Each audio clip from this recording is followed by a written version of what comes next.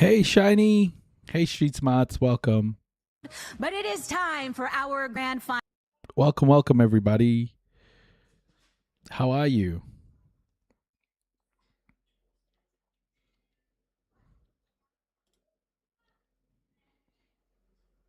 Oh, damn.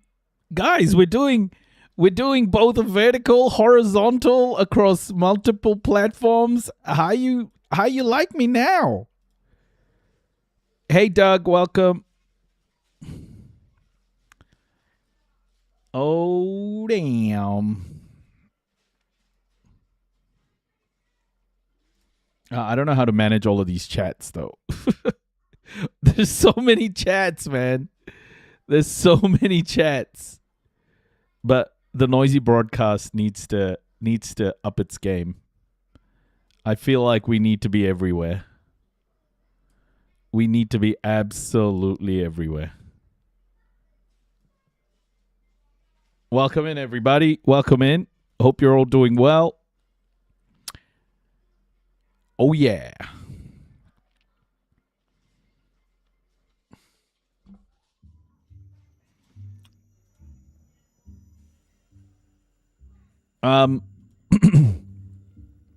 We went and saw Ginger today. He's recovering. Not just he's not only recovering, but we also got given the culprit. The culprit. You follow a detective. Yeah. Your thumb's in the way, Ams. So he swallowed a little. It's too low. Higher a little bit. Yeah, there. He swallowed a little. No, too far, right? Yeah, there you go. That should be it. Yeah, he swallowed a little bottle cap. A little bit further that way.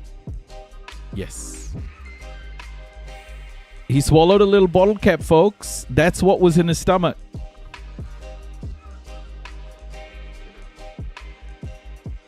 A little bottle cap inside this thing. You can see it. That's what clogged him up.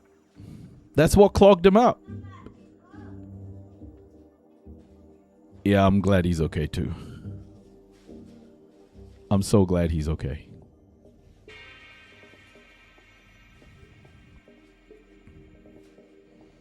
Honestly. Sheesh. It was touch and go, guys. It was touch and go for a little bit, but we're good. We're there. We did it.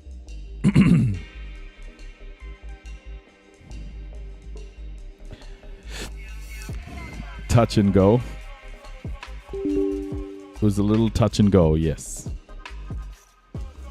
Welcome, everybody. Welcome. Today, thank you for the follow, wine grower of the valley. Welcome. Today, we're going to go over Trump and Trump collapsed today. Did you guys see it? Did you see Trump collapse? I don't know if you watched the video of Trump collapsing, but yeah, he fell over. What was it? It was a little, you know those bottle caps? Like, you know those bottle caps with the what do you call it? The I'm just doing this. I'm just doing this in a weird way, but it's like the with the sucky top, with the suck top. And they have that little cap. And they have that little cap on top. On the sucky top, the water bottles. Yeah, sipping top cover. Yes, that's the one. It's the sipping top cover that he ate. That he swallowed. Yeah, dog will be good, guys. Dog will be good. We went and saw him today. We went for a little walk.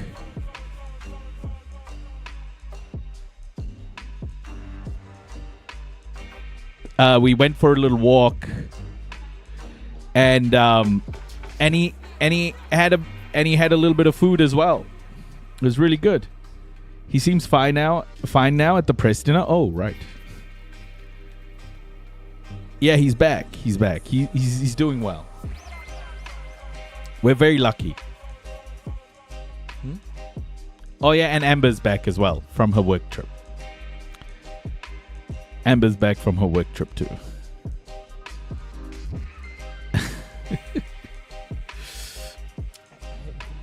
Kefir here?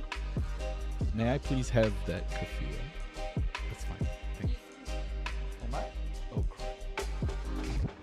Sorry. Let me just get my kefir.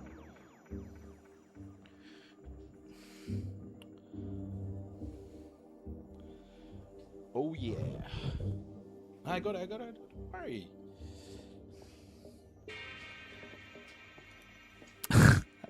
I got it. Thank you. Hope your pup's doing well. Yeah, Luna. We also got the thing he swallowed. Yeah, we're gonna keep this one. It was the sipping bit, the sipping top cap of a bottle, a pump bottle. Rightio, let's get into it, folks. Today we're going over the absolute mayhem that Trump is causing right now. And one piece of breaking news you guys have to know. Next to the limo, yeah, he went down. We're gonna have a look at that too. One piece of info you all have to know and understand is because the Houthis have blocked the Bab el-Mandeb Strait now, the Saudis are attacking the Houthis. Saudi Arabia is now attacking the Houthis, and yeah, it's getting pretty bad. So here's Donny Boy falling over. Seasons don't fear the reaper, but do the wind, the sun, or the rain, be like they are. So he just collapsed.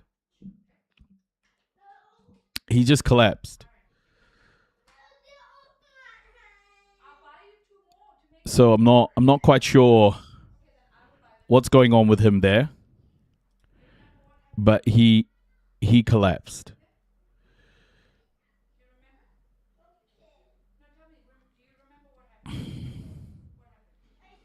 You heard that was AI? I've seen this just now. I don't know if this is AI.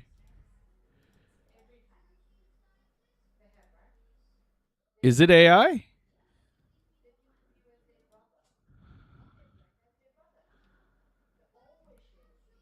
I don't know if this is AI.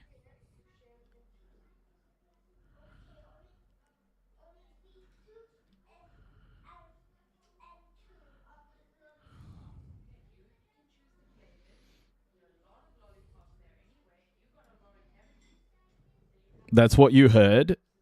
Okay. Well, I don't know. But we'll start off with this. Saudi strikes hit Yemen as Houthis attacks escalate in the Red Sea. To Yemen's Ansarullah Houthis says that Saudi strikes have targeted 2 locations on the country's Red Sea coast. Earlier, Saudi media reported an attack on a Saudi vessel in the Red Sea. Explosions have been Chevy, reported in welcome. Hodeidah port. Strikes have also been reported on Kamaran How are ya? Island. It comes a day after the Houthis said that they had targeted 2 Saudi nar. tankers. They said the ships were violating their naval blockade on Saudi ports. We'll bring you more on this breaking thank you. news a Thank little you, later studios. in this bulletin. Iranian media say that 2 people have died in a U.S. missile strike on a liquefied petroleum gas tanker in the Gulf of Oman. The Fars news agency says the attack damaged the vessel's engine room. The U.S. military Hey, hasn't Calamity. committed. Al Jazeera's Mahmoud Abdul-Wahid reports from Tehran.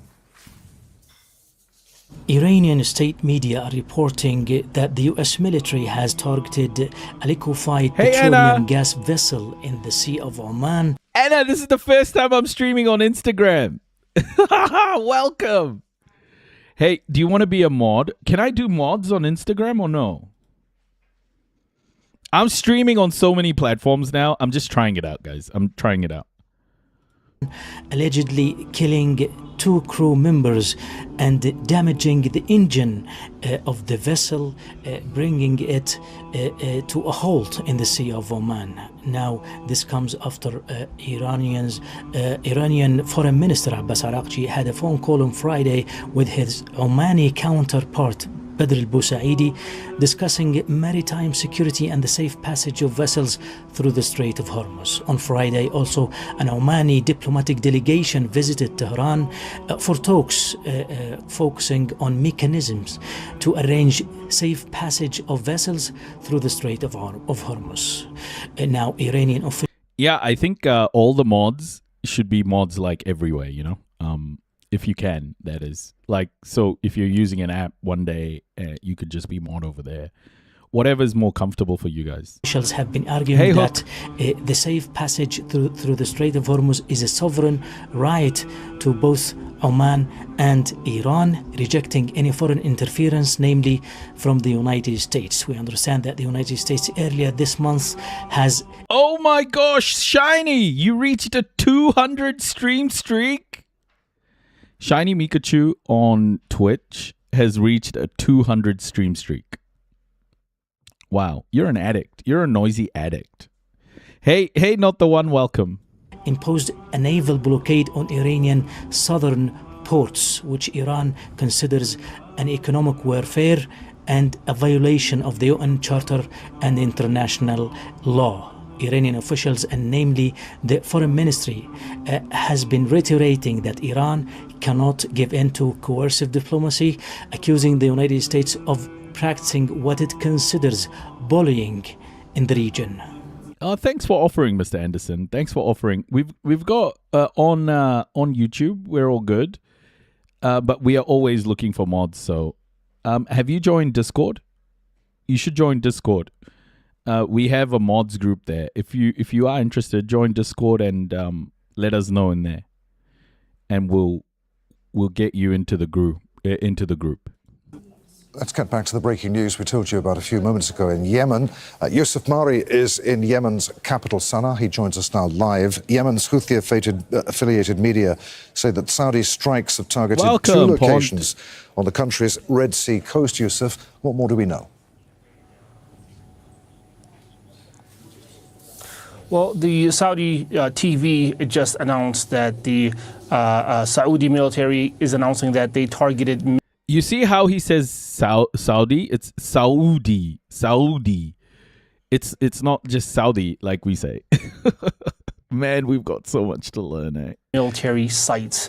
According to the Ansar Allah Houthis, however, they're saying that the Saudi Arabia targeted the island of Kamaran and targeted also facilities belonging to telecommunication centers, all of which happened in the strategic. The Puppers is recovering. He's still at the vet, but we met him today.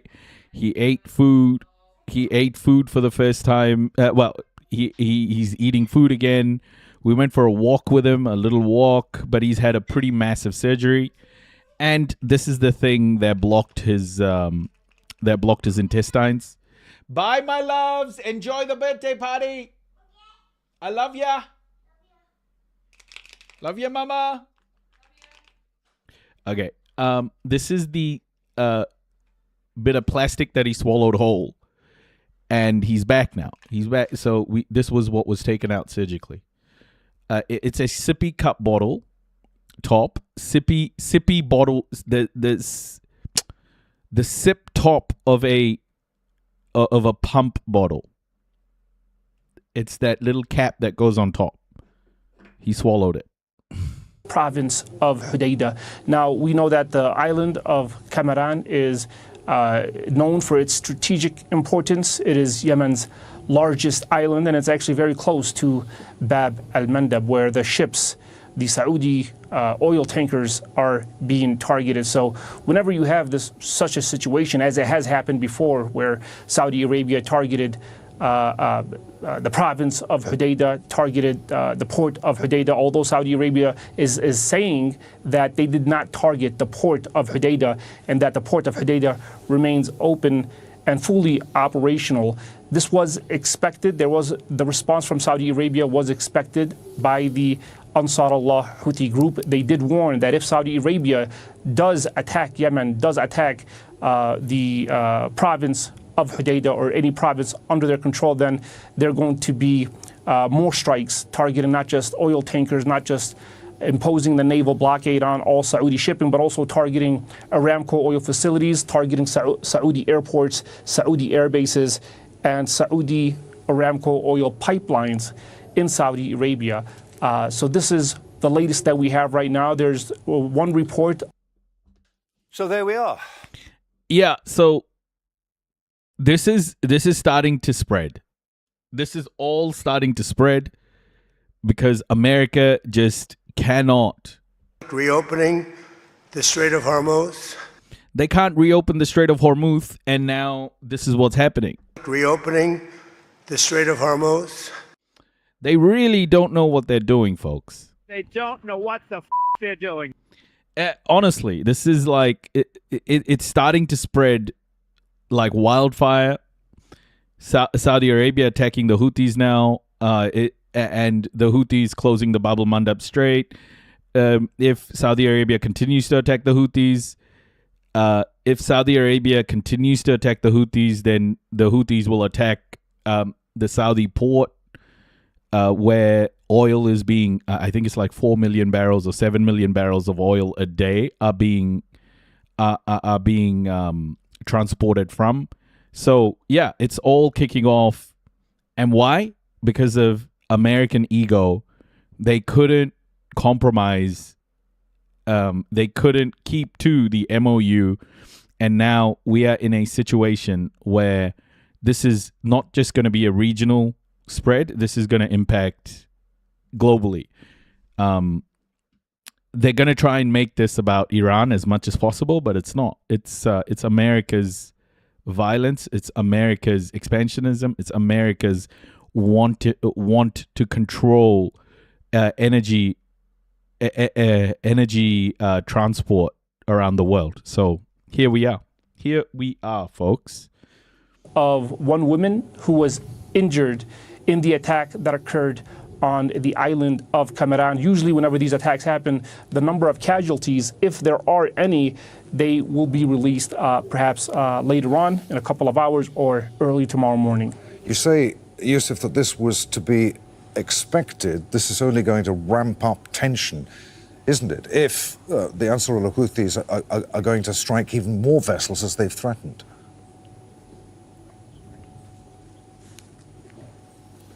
Well, there's a number of options, and I think that it's almost the same strategy that was applied and executed when the Ansar Allah Houthis announced the blockade on all Israeli shipping. It started off gradually by just not allowing Israeli-linked ships to cross Bab el-Mandab, but then it escalated to targeting Israeli shipping, whether it was in the Red Sea, the Gulf of Aden. They even targeted Israeli-linked vessels in the Indian Ocean. And this is exactly what we... Similarly, the pathetic lecturing of Europe and Australia, others about forced labor. Yeah, exactly. Exactly, Winegrower. Yeah, we're going to talk about that forced labor tariff stuff. It's insane. We might see with the escalation Black Hawk, salam of military activities Kia ora, against everybody. Saudi. Kia ora. Welcome, everybody. Oh, it's so good to see you all. So good to see all of you. Okay. Globalized intifada. It's great to be here. I am streaming on way more platforms now than I'm just trying it out today, but we're streaming live on Instagram. We're doing mobile and desktop versions on Twitch, on Facebook, on YouTube. We're doing TikTok. Oh my gosh. Well done, my boy. देखा मैंने कितना अच्छा dance करता है? It is all over the place. You've got the noisy immigrant everywhere. We're so noisy right now.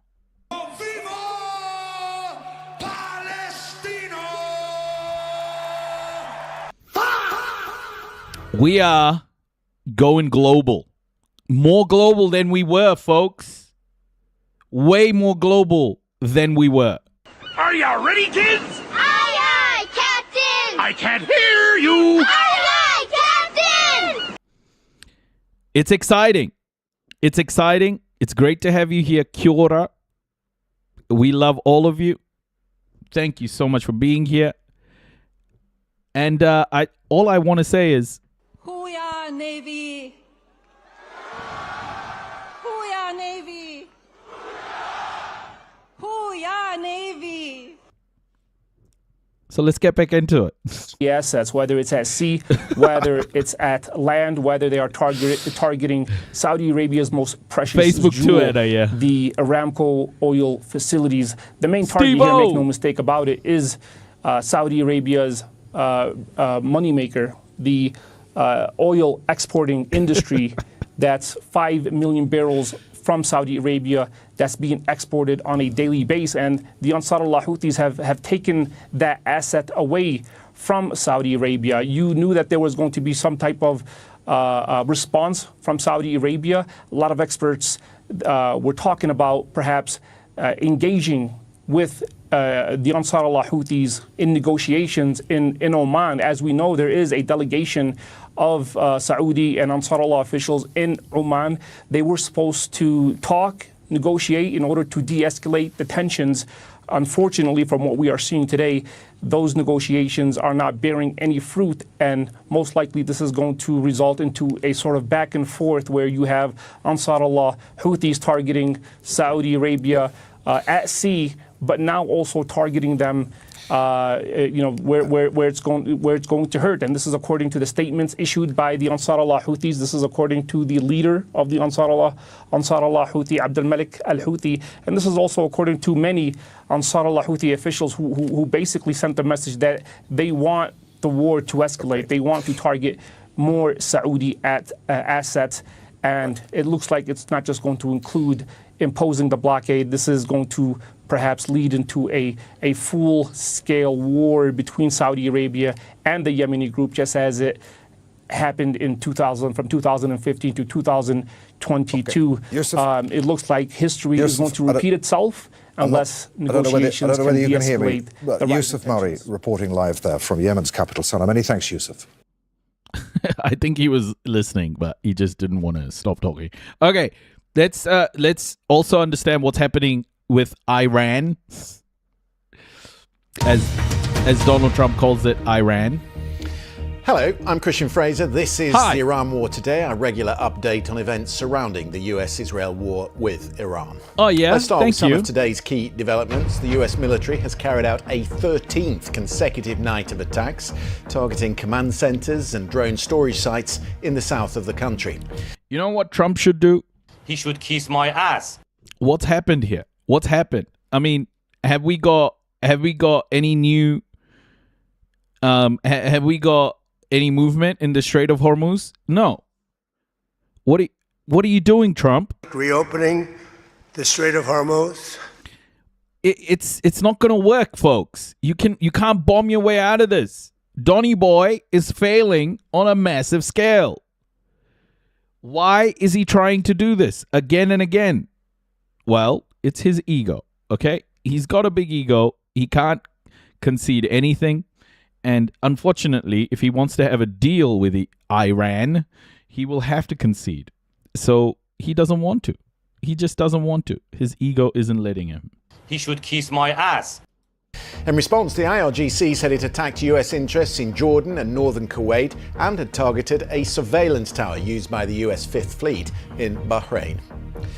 Tehran has threatened further attacks on air bases used by US forces, including those in the UK. The Ministry of Defence says the UK stands ready to defend itself.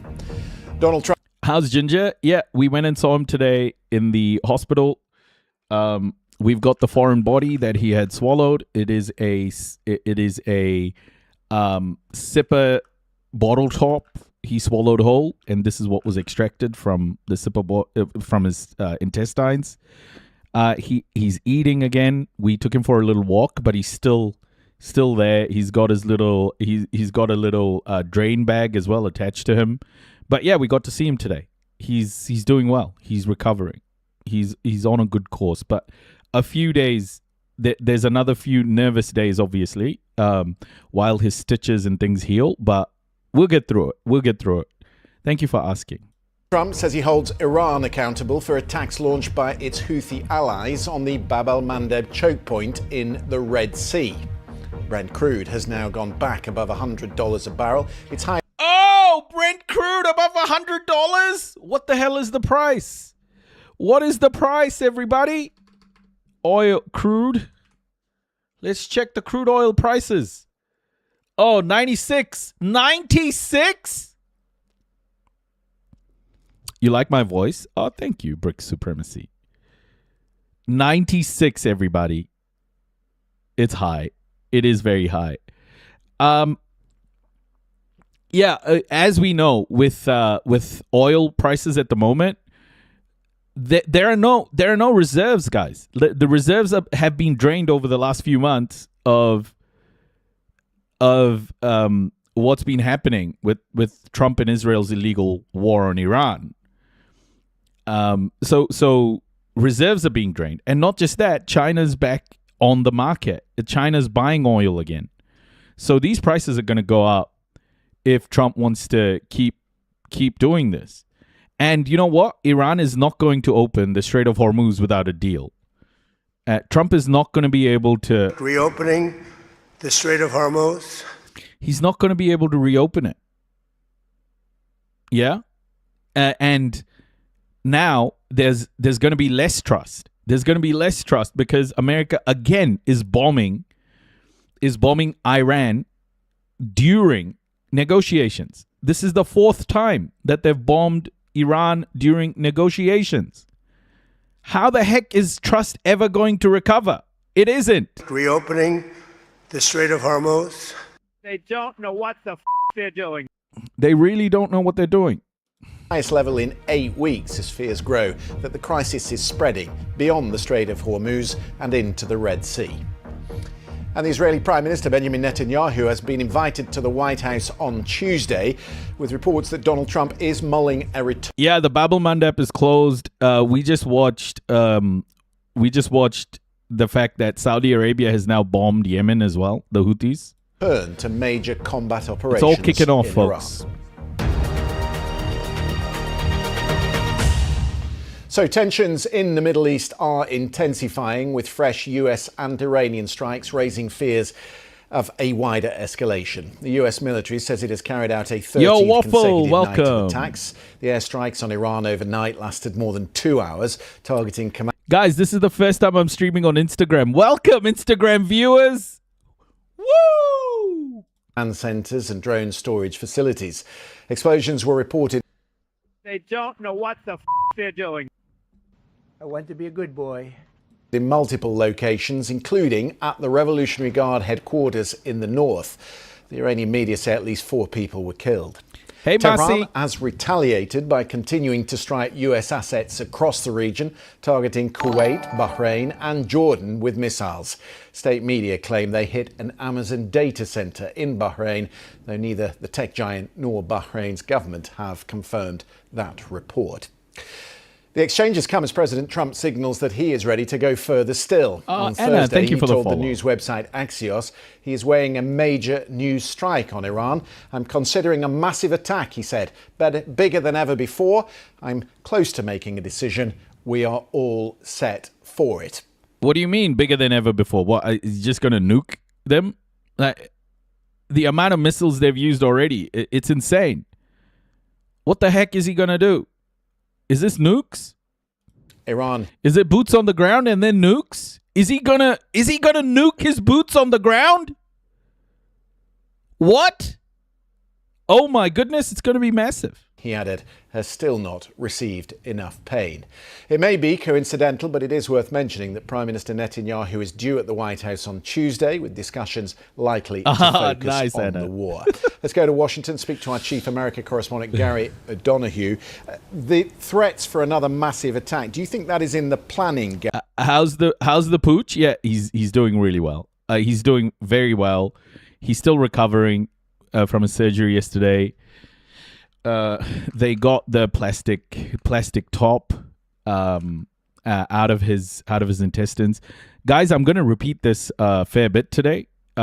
This what's happening to our dog, because a lot of the community helped with the deposit to get his surgery done. If you guys don't know, vets are super expensive, and this community rallied around and helped us. And also, this community helped save his life by urging me to go to the doctor straight away, and because we got some bad advice from the vet we usually see. So I'm going to be repeating this a fair bit as people ask how the dog is. Please don't get annoyed at that. It's just because this community is concerned, and people will come in and out wanting to know, okay? So that's why I'm repeating it so much. Gary, or is it some of the same pressure tactics we've seen before? It's quite difficult to tell, because the president, as we know, can kind of freewheel and riff on these sorts of things at will and at whim. But he's clearly trying to explore some options, because it's not working at the moment. It's not achieving what he wanted to achieve. Iran hasn't crumbled. One they still AI have the data center ability, at a time. despite these weeks and weeks of bombing at the beginning and these 13 days we've had now, they still have the ability to hit back at bases across the region and target. We have pet insurance, J9. We have pet insurance for him. It's just a process to get the cash out, but also it doesn't cover enough. A surgery for a dog is insane. Like, we're talking about 10 to 12 grand to get his surgery done. So yeah, I'm just trying to tell everybody, like, if you do want to support us, you know, we're gonna obviously go into debt for this. I've been streaming for 3 years. If you do want to, the best way you can support us is by supporting this live. I've been doing news. I've been covering so many different areas, and we have so many viewers now. The best way you can support us is by subscribing, guys, is by becoming part of the crew. If you find what I report useful, then subscribe. It helps with everything. This is what I do. This is what I do. Inform people, amplify marginalized voices, and, you know, contribute towards a more equitable world for all. So if you truly want to help and you enjoy the content, just subscribe. You can become a fan on TikTok. You can subscribe on other platforms. So that is the best way to help. Thank you so much for being here and listening. Get shipping in the Strait of Hormuz. So he's exploring new options, clearly. And this threat of a return to all-out war is one of them. Although experience would tell us that that's not something that Tehran necessarily responds to, that kind of threat. It doesn't. Guys, don't take that as an ultimatum or anything, please. It's whatever you can do. You know, it's not an ultimatum or anything. So it's okay, Sershi. It's all good. Seem to register, and that's why I think you're starting to hear suggestions that perhaps the US is exploring some other avenues with its European allies, and potentially a meeting in London next week. Very much, we think, at the discussion stage at this point, potentially pretty high-level meeting as well, on what can be done about securing the strait. And we know that in the past, for example, France and the UK, you know, maritime nations, do have these capabilities for mine clearance and autonomous mine clearance devices. That is a little bit of a gap in the US Navy. So I wonder whether that's the sort of discussions they're looking at. But of course, the Europeans are not going to want to get put their assets in that area for those sorts of purposes while there's a hot war going on. Marco Rubio was sitting opposite the Russians just the other day, and one of the questions he was asked were about Russian arms sales to Iran, particularly in mind of the American troops that have been killed and who returned home to the Dover Air Base this week. It seems to be an issue that the White House is waking up to, because President Trump said in the last few minutes that he has warned Russia and China against arms sales to Iran. What more do you know about that, Gary? It's clearly something they're concerned about, and bear in mind there is a an existing and extensive relationship between Russia and Iran in terms of things like drone technology. We know that's been a two-way process, not least the Iranians providing quite a lot of drone technology to Russia for their war in Ukraine. So this is something that's clearly concerning the US. Where are they getting these supplies from at a point when much of this stuff is meant to have been destroyed by the overwhelming force of the US Air Force, and it's come on, no one believed that any of this stuff was destroyed. Okay, no one believed it. If you believed that they had destroyed everything, then I don't know what's up with you. How do you think they destroyed any of this, guys? We knew. It's Navy too. So there's clearly some concern here in Washington that there is a back door that is allowing this stuff in. And that's why I think you're hearing today, in the last couple of minutes, that is, from the president, warning against that and this cooling of relations with Moscow more generally. Gary Donahue, really interesting. Thank you for that. So are we on the brink of another major escalation in the conflict? There are certainly signs of it spreading. The Houthi rebels in Yemen have opened a second front, attacking 2 Saudi oil tankers in the Bab el-Mandeb Strait, accusing the ships of violating a naval blockade that they have imposed on Saudi Arabia. It is a second major choke point, that's now under threat after Iran's closure in February of the Strait of Hormuz. They together put much of the world's oil supply at risk. Donald Trump said he will hold Iran accountable for any attacks by the Houthis. He said he was disappointed in the militants in Yemen and has vowed major military punishment. Here's BBC Arabic's Sally Nabil. The Houthi militants in Yemen have been threatening to disrupt navigation in the Red Sea. They have always been seen as an Iran proxy, and they operate in a country that has a very significant location. Yemen has the Gulf of Aden, the Strait of Bab el-Mandeb. Both of them are the southern entrance to the Red Sea. And this will be very bad news for global energy supply lines, because we already have the Strait of Hormuz effectively closed by Iran. And if the Houthis are to act upon their threats and bring navigation in the Red Sea to a halt, that will be a major blow to maritime trade, because a big bulk of the world's production of oil and gas passes through these 2 major shipping lanes, the Red Sea and the Strait of Hormuz. The Houthis have recently announced targeting 2 Saudi oil tankers, and the Saudi official news agency confirmed that 1 tanker has already caught fire. No casualties or injuries have been reported, and this comes just a few days after the Houthis announced that they are forcing a naval blockade upon Saudi ports. No ships bound for Saudi Arabia will be allowed to reach the Saudi ports via the Red Sea. Sally Nabil. Well, oil prices have... See, this is the thing, right? Like, this is the leverage that Iran is just not going to let go. Because Saudi Arabia rerouted oil from the Strait of Hormuz to the Red Sea, and that's 7 million barrels or so a day. If the Houthis come online, well, they are online now. What's America going to do? Bomb the Houthis again? Like, you can't bomb your way out of this. This is another forever war that America's getting itself into. I don't know how to put this, guys, but there is no way America is going to defeat Iran. There's no such thing as a win for America here.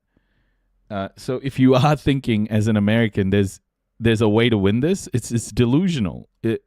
This will be far worse than anything that happened in Afghanistan and Iraq for America. Far worse. And it will be far worse for the people there as well. This is military-industrial complex will stimulate economic growth. Bro, it can't stimulate that much economic growth, Josh. The other thing about the military-industrial complex right now is it's run by rare earth minerals. Like, rare earth minerals are very important. and the throughput of, being able to produce that much weaponry, you're seeing the limitations of the whole system. People can't produce bombs fast enough. And because China has got such a chokehold on rare earth minerals, China can stop providing rare earth minerals, which would be crazy. You can't just stimulate growth when you're not producing anything. Have retreated slightly today after hitting a high of $102 a barrel on Thursday. That's the first time the price has broken $100 a barrel since May. This morning, a barrel of Brent crude was trading at around $97. Our business correspondent Mark Ashdown's been looking at that. A month ago, benchmark Brent crude was trading at $70 a barrel, back to pre-war levels. But last night, it almost breached $102 a barrel before pulling back this morning. Now, not quite as high as the highs during this conflict of $120 a barrel, but a concern for global economies. Higher oil means more expensive fuel, more expensive transport costs to move a range of household goods and food, for example, around the world. And the fear is, if this price of oil stays elevated, and gas too, for longer, that could stoke global inflation, pushing prices up everywhere. And that, of course, hits things like stock markets. Of course, companies find it difficult. The rich will get richer, and it's not surprising. No, this is very, guys, don't think this is normal. Remember what's happening here. For the first time, American imperialism is being, it has resulted in economic sanctions on the West. This has never happened before, where America has used force, and that force has impacted the American economy. This hasn't happened. If anything, every time America's gone to war, it has been a positive impact on Western economies. And this is the first time a country in the global South has more leverage than America does in a situation like this. This is very different to how it's been before. So don't say it's the same thing, and it's not. Iran has leverage. Now the Houthis are in. The leverage is massive. To make big profits if they can't trade or move things around, pension funds, which invest in those too, and the cost of government borrowing. Governments pay interest on the... No, but even in Vietnam, there was no economic impact because of Vietnam.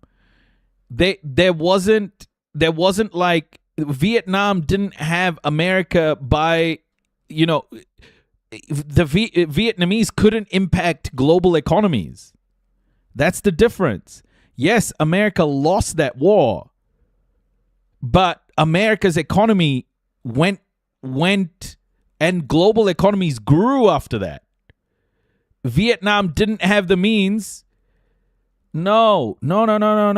Vietnam did not have the means to impact global economies like Iran has right now. This is 20% of global energy, bro. This is 20% of global energy. We're talking about a risk to the petrodollar.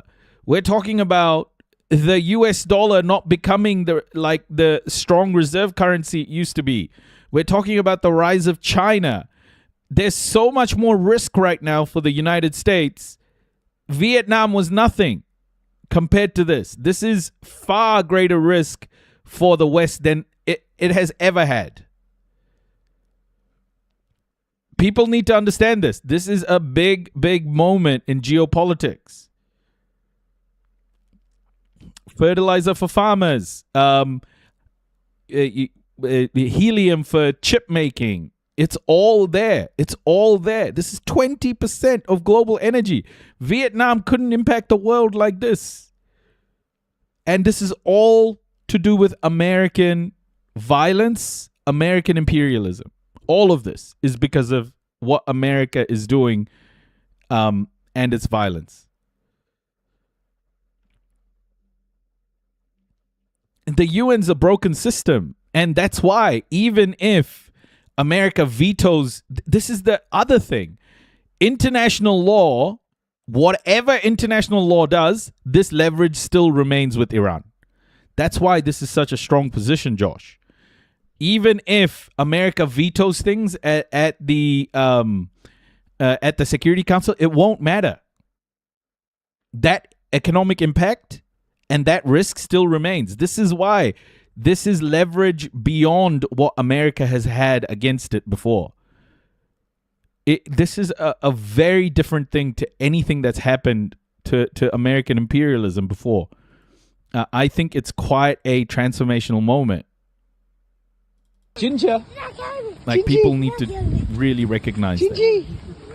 Debt they issue, bonds to raise money, to spend money on investment and day-to-day spending. So it makes costs higher all around. And the fear, of course, is that could push global inflation much higher, and central banks, we have been hoping for rate cuts potentially this year. Well, they may have to flip that and actually put rates up again, rising the cost of prices all around. Now, the curveball in all this is Donald Trump and his tariffs. They've been making headlines again today. For most countries, it means no difference. Here in the UK, for example, the tariff rate remains at 10%, but it could, it's thought, actually end up keeping a lid on inflation because you create more friction. It might soften demand in the supply chain and keep a lid on price rises. But right now, of course, the US is continuing to bomb Iranian targets. The president indeed. Guys, I've just got a little video on the screen from today. This is Ginger, our dog. He's had a major surgery to remove this little plastic bit from his intestines.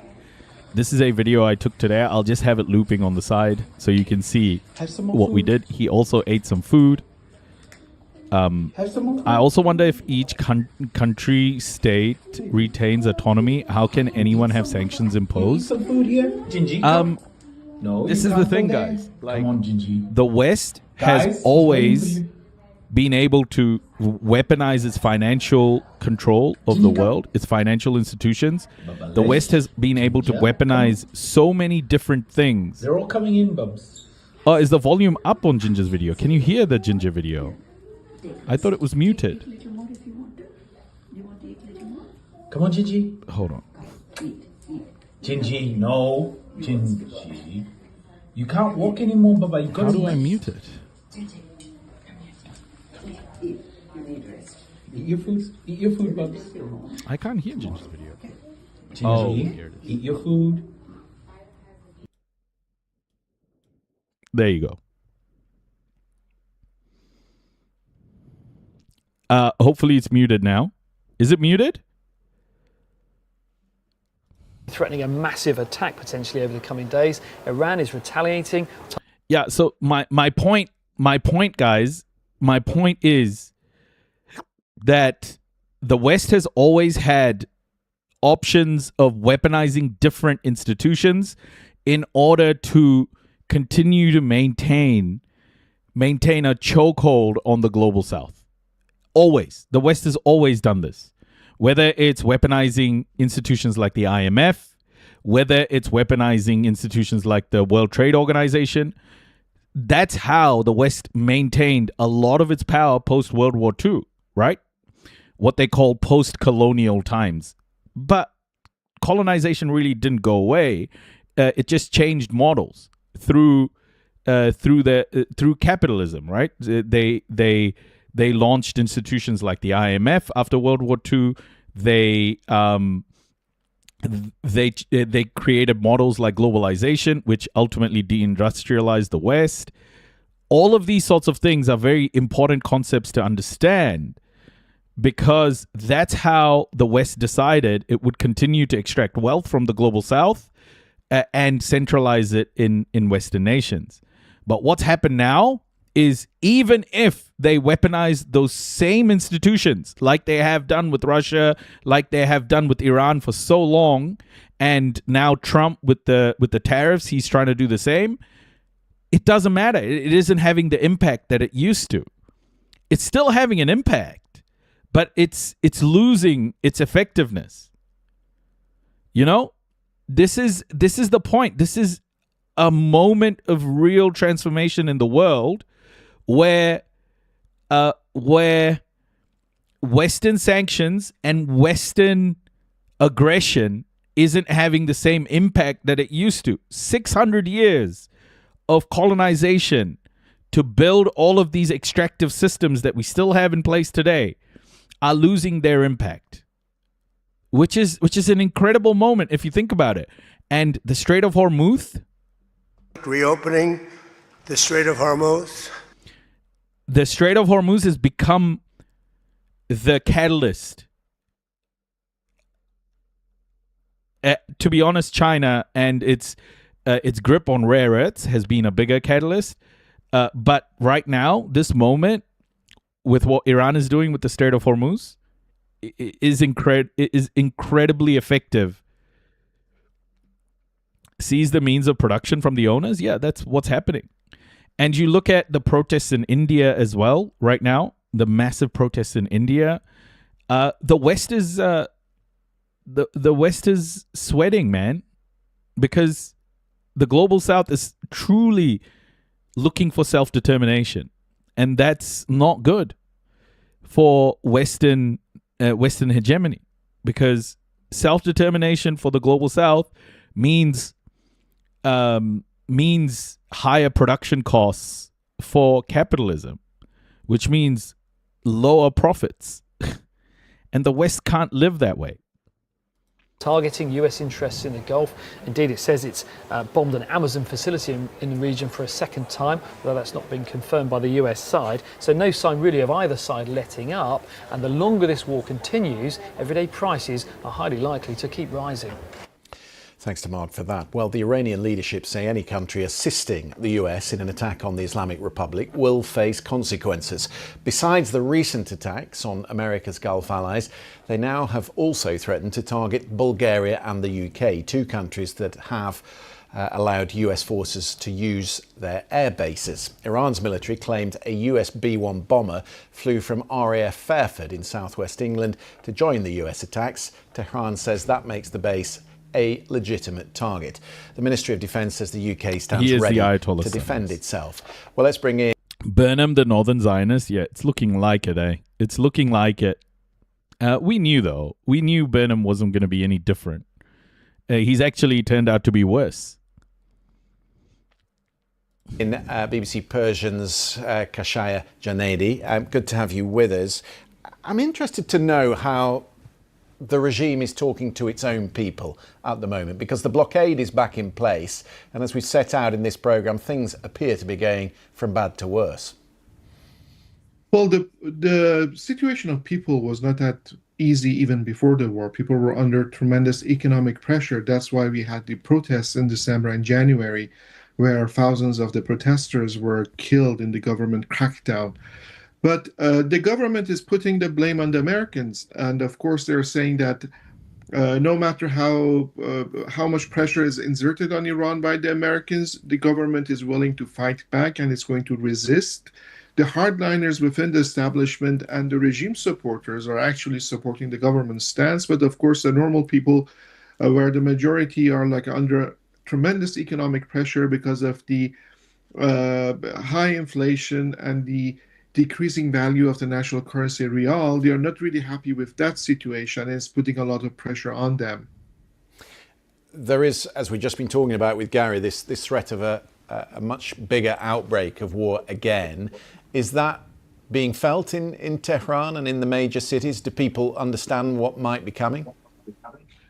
If you check the Iranian users on social media like X, you'll see that every night they're reporting like hearing explosions in the places that are under attack. And sometimes people will mistake some sort of like anti-airgun craft with like air attacks. People are really, really, really worried about this outbreak. So far, the new round of violence between Iran and the US has been mostly limited to the southern coasts of Iran, but there is always a danger of expansion within the country, other cities, other places, as President Trump warned the other day that the U.S. will hit Iranian... Asia and Oceania's point, which will erupt, in my opinion, is Taiwan. So a lot of the viewers on this channel know my checklist for saying that World War III is well and truly underway, and that is Ukraine-Russia is happening, tick. Israel-Iran happening, and look, America, Iran, Israel, Iran, same shit, so tick. And China-Taiwan happening at the same time. If all three of those things are happening at the same time, we are well and truly in World War III. The reason, I wouldn't go as far as to say we're already in World War III is because the second largest economy in the world isn't on the front lines. It isn't on the front lines. And how can you call it World War III if the second largest economy in the world, China, isn't on the front lines, you know? So until that happens, I don't think we're in World War III. Hey, Junie, welcome. I'm good, thank you. How are you? Power plants and bridges in other parts of the country, including in and around Tehran. So people are concerned about that. And with this, Salam, Jujus. This danger of the expansion, people are more concerned that now already Iran has been fighting with the Americans in the region. They're hitting bases in the Persian Gulf. Trump just said live that Caroline Leavitt can be very nasty sometimes. Fuck, bro, that guy. Someone needs to stop him. Yeah, that's him, Jujus. States. Today, the Wall Street Journal was reporting that jets from Bahrain and Kuwait had attacked Iran previously in secret missions, and now Iran is threatening the UK and Bulgaria. Of course, UK is not within the range of Iran's missiles theoretically, but the United Kingdom has interests in the region that Iran could target, places like UK bases in Cyprus and also Diego Garcia. Kashaya Janady, thank you very much for that. Well, the fact that Netanyahu is due in Washington next week, partly to attend the late Senator Lindsey Graham's funeral, could suggest no major escalation is imminent before then. But in the past rounds of this conflict, both the US and Israel have used high-level visits as cover, timing statements about diplomacy to mask preparations for further strikes. So what do we know is that Trump is weighing a far bigger offensive. The meeting with Netanyahu next week then could prove decisive. With me to discuss it all is our world news correspondent, Joe Inwood. Joe Inwood. Was Bob Outward missing? Talk about the statement we just had in the last few minutes. I had to. So there we are. Araghchi, the Iranian foreign minister, who says Iran will never accept a ceasefire until its demands on the Strait of Hormuz are met, which really does come back to the central problem with the Memorandum of Understanding. Yeah, it was maybe deliberately vague. In order to get this through, they had to get something which both sides could agree to, and they left it pretty open to interpretation. The crucial issue of how is the Strait of Hormuz going to be managed going forward. Just to remind viewers, this is this vital waterway over which so much of the recent conflict has centred. And the Iranian position has been, and clearly from that statement from the foreign minister remains, that yeah, it should be okay, Michael Osbrush. It should be okay. The Iranians should have control over it, shared with Oman. But they think basically it's up to them who comes, who goes, and they should be able to take some sort of toll. Now, the Americans have made it very clear that for them, that's a red line. As far as they're concerned, it is an open international waterway. I mean, Donald Trump's even said that they... Why can't you repost? I don't know. No idea. Should take a toll, although he's rode back from that very quickly. So this fundamental misunderstanding is not only at the heart of why the negotiations haven't worked, but at the heart of why the fighting has flared up again. Our team in Washington are just reporting that there will be a conference next week in London on the Strait of Hormuz, and Defence Secretary Hegseth and the chair of the Joint Chiefs, General Kane, will be attending. What do you imagine they have to discuss with their European partners? So the UK and France, and along with other sort of European nations, have been leading or trying to kind of put together a coalition as to how to make the Strait of Hormuz safe and navigable. But the principle they've always stuck to is that they will do that once the fighting has stopped. They've always basically said they don't want to be sticking their large and expensive and potentially vulnerable ships in harm's way. And if the fighting's still going on, that is exactly where they'd be. So it could be that the Americans are just coming to have their say. It could be they're talking about how to coordinate with the Europeans. I mean, I'd be very surprised if we're getting to a position where the Europeans have changed their position and say that they're happy to engage while hostile activities are still ongoing. But certainly it shows maybe a realization from the Americans that they've got to be working with other people, because the current strategy doesn't seem to be working. Bab al-Mandeb in Arabic means gate of tears. There are potentially more tears for the Europeans in the West were they to close that stretch of water, very narrow stretch of water approaching the Red Sea and of course the Suez Canal.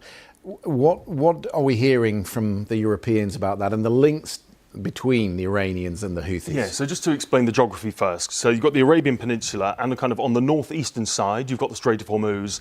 On the southwestern side, you've got the Bab al-Mandab Strait, and there's a 20-kilometre or so gap at one point between the kind of the furthest point of Yemen and its Djibouti, so the kind of the Horn of Africa. And that is... I'll keep saying this. I'll say it every time. Djibouti, the best name for a country I've ever heard, ever.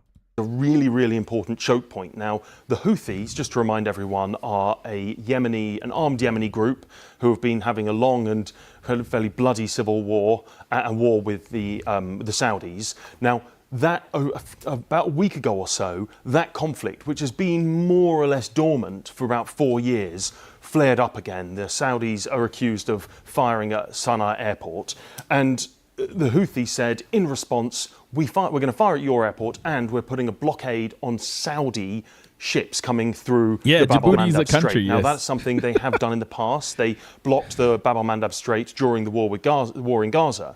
At the moment, it's Saudi shipping. The genocide in Gaza. But if this happens and they are Iranian allies, it will put a huge further pressure on international oil supplies and be a real economic, political and military headache. It's an increasingly uncertain picture. Joe Inwood, thank you very much indeed for that. Whether you are joining us on YouTube, TikTok, Sounds, radio or TV, thanks for watching this edition of the Iran War Today. Ginger's looking good. Yeah, he's looking good, eh? Amina, hello. Has Ginger something with your family /home smell? If she has a prolonged stay, she's looking good. Ginger's a boy, no fixed address, just slight correction there. And yeah, he was so happy to see us. He was so happy to see us, honestly. He was just, I'm just so happy that he's able to, you know, just enjoy just being himself again, because man, he was in so much pain with that plastic thing stuck in his intestines.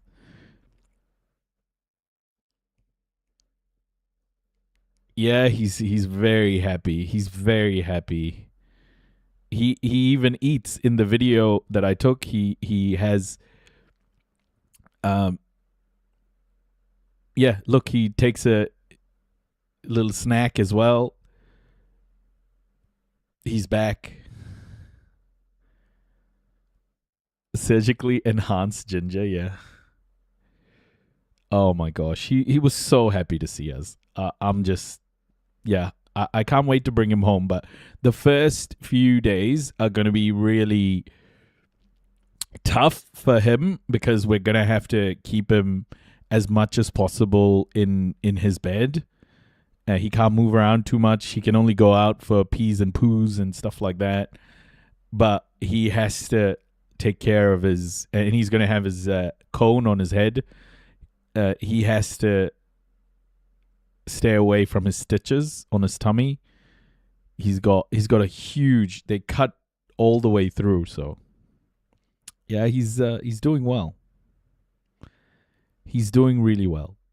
Our boy. Incredible.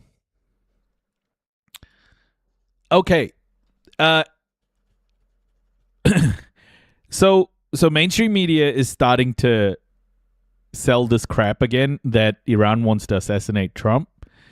And I think, you know, when mainstream media starts to push this narrative, there's going to be some sort of attack, you know?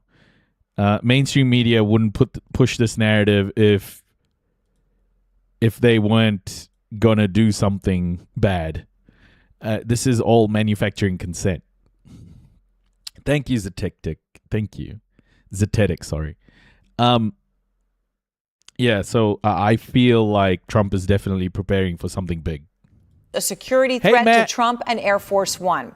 The New York Times reporting tonight that Iranian threat to Air Force One is the reason Trump abruptly ditched his new plane and flew on the old presidential jet back to the U.S. from Turkey.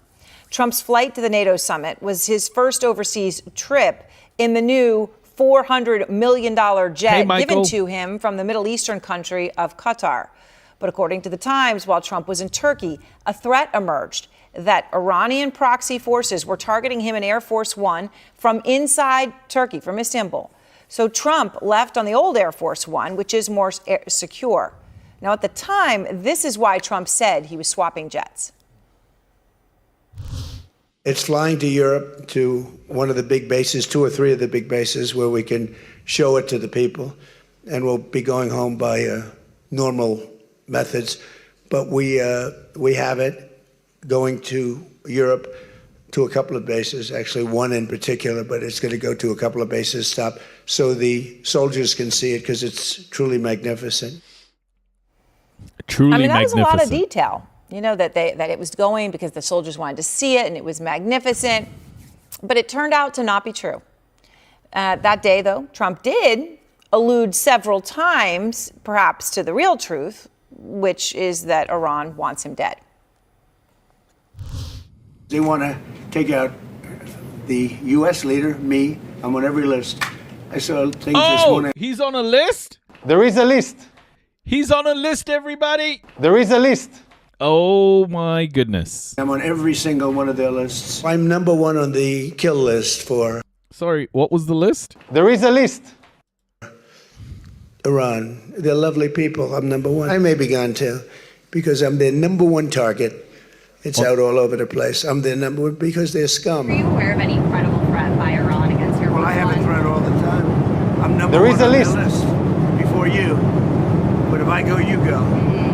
Oh! There is a list. But if I go, you go? Oh my gosh. Right? What new details are He's also on the Epstein list. you learning about this specific threat against the president? Yeah, Aaron, thanks for having me. And what we have learned is that there was a specific credible threat that U.S. officials identified from an Iranian proxy group targeting President Trump and Air Force One from inside Turkey. So this was what caused that swap in planes, a very specific threat that officials determined was credible, causing this switch, which has obviously created a lot more questions about the security of the Qatari jet that has been serving as Air Force One.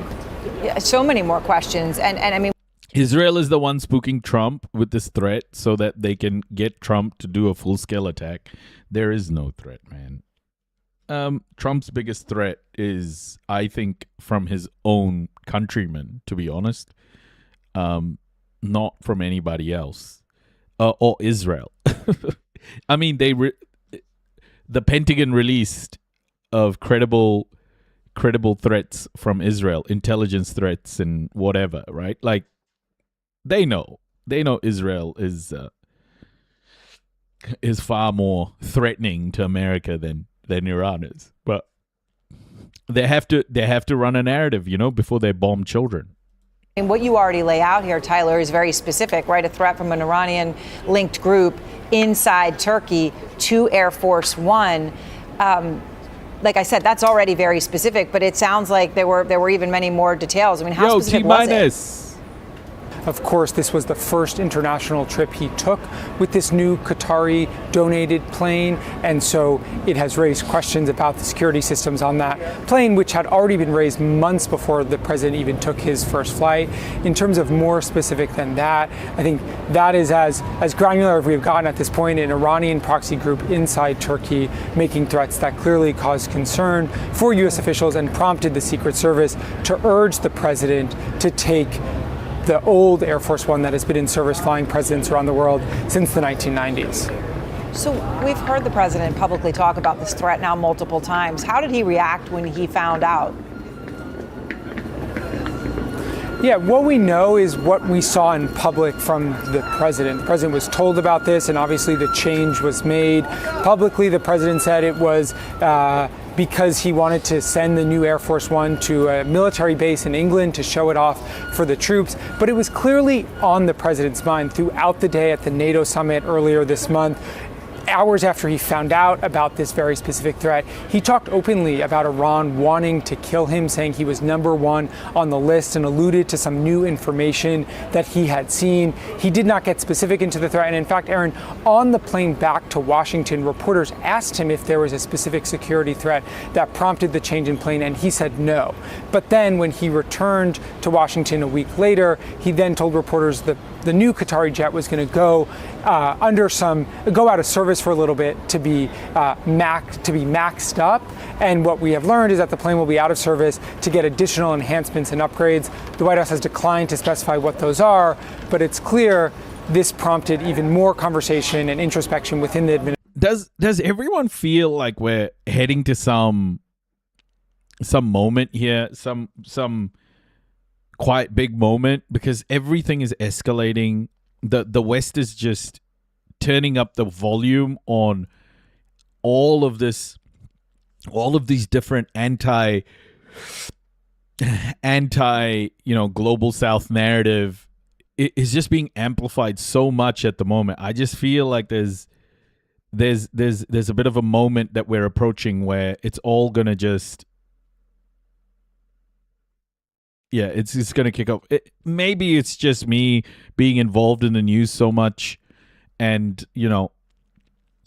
watching this stuff. But there's so much pressure on America at the moment. There's so much pressure on the West at the moment because the prospects are that the West is in decline. That everything is pointing to a declining West. And violence is all the West has known for so long in order to right the ship. I don't think the West can be in a more equitable world. I don't think white supremacy can truly swallow that pill of equity. I think for white supremacy, it's all or nothing. It's either the world is ours or the world belongs to nobody. That is what keeps me up at night. The thing about white supremacy is the fragility of it all. And we've spoken about it a number of times. There is no violence like white fragility. Right?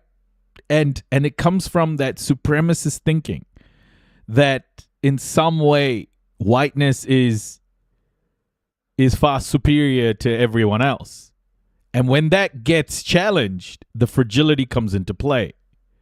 And I think we're in that moment right now where we're going to see a lot of violence, much more than we've seen, as whiteness and the West will use violence to kind of gain some of its lost ground back. But I don't think it can. I don't think the West can bomb enough to gain that back. I think it's declining at the moment. So, yeah, I feel like we're coming to some moment here where there's huge risk for everybody because of the West's decline. Administration about the safety and security of the presidential aircraft. All right, Tyler, thank you very much. I appreciate your time. Thanks so much for having me. Israel feels no, Maven's pick. This is much, much bigger than Israel. Israel is one piece of the puzzle here. This is America and China jousting for supremacy. This is the West trying to stay relevant. This is much bigger than Israel. Israel is one piece of the puzzle here. It's not just Israel. And out front now, Colonel Cedric Leighton and Iran expert Holly Dagaris. I appreciate both of you. Colonel, let me just start with you. You hear Tyler's reporting Iranian proxy group inside of Turkey.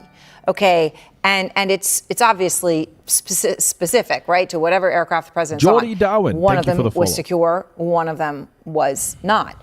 So what do you think that means in terms of what this strike could have been? And what do you make of the fact that Trump had traveled to Turkey on the unsecured jet to begin with? Yeah, that's very interesting, Aaron. I think we're seeing here is that there was clearly a perceived increase in the threat level against the president from these Iranian proxy group or this Iranian proxy group, depending on exactly which entity it is. The Iranians have a. It's not even that Israel is a tiny nation. It's historically just inaccurate to say Israel controls the world, or even just looking at where the world is at the moment, because America is the one that is doing all the coercion and violence. It comes back to this whole narrative of, people going, oh, it's Israel, because they can't fathom the West being the bad guy. They can't fathom not being the victim in the West, right? Like, they want to victimize themselves in America. White supremacy wants to victimize itself so badly that they are going to say, they're going to allow people to almost say Israel controls the world. But ultimately, Israel is a colony to maintain Western hegemony, American imperialism in the Middle East. And to say it's Israel controlling Trump is insane. America's always been violent. The West has always been violent. Yeah, Mavens, you're too stuck on this. You're too stuck on this. You're too stuck on this whole Israel controls America. It does not. You're too stuck on it. You're just too stuck on it. You can't imagine America being the bad guy. That's your problem. America isn't controlled, bro. No, it's not an absolute fact. America is bad by itself, buddy. Don't victimize yourself. You are not the victim here. A very practiced effort where they go out into their neighboring countries and they have sleeper cells in many different areas, to include in Turkey. And so they, combined with their intelligence services and, potentially other groups that they work with, they are a viable threat. So I think the threat. No. America is the bad guy, Mavens. That's the problem here. You're not understanding that America is the bad guy. The bad guy. The West is trying to maintain its supremacy over the world. Like, what do you not understand about the last 600 years, buddy? Was probably not detected as he was coming to the NATO summit in Ankara, but they realized that, well... What do you mean he won't change his mind, Ice Cream Emperor? It's 600 years of mass murder of brown and black people, and you're trying to convince me that Israel is the one doing the bad stuff? Like, what are you guys why are you so deluded about this?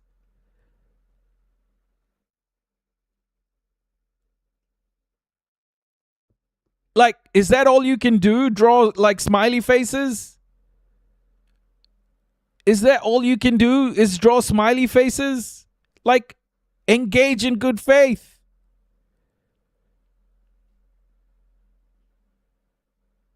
No, Ice Cream thinks that Israel controls America, man. While he was there, that there was something brewing. And Matt, you need to stop, man. You need to stop fucking telling me who's on my side and who's not. Quickly moved him to the other aircraft, to the original Air Force One. Please. So, Holly, Trump has talked a lot about Iran trying to kill. Bro, look at the oil. Look at the oil lobby, buddy. Look at any lobby. America is controlled by lobbies across the board.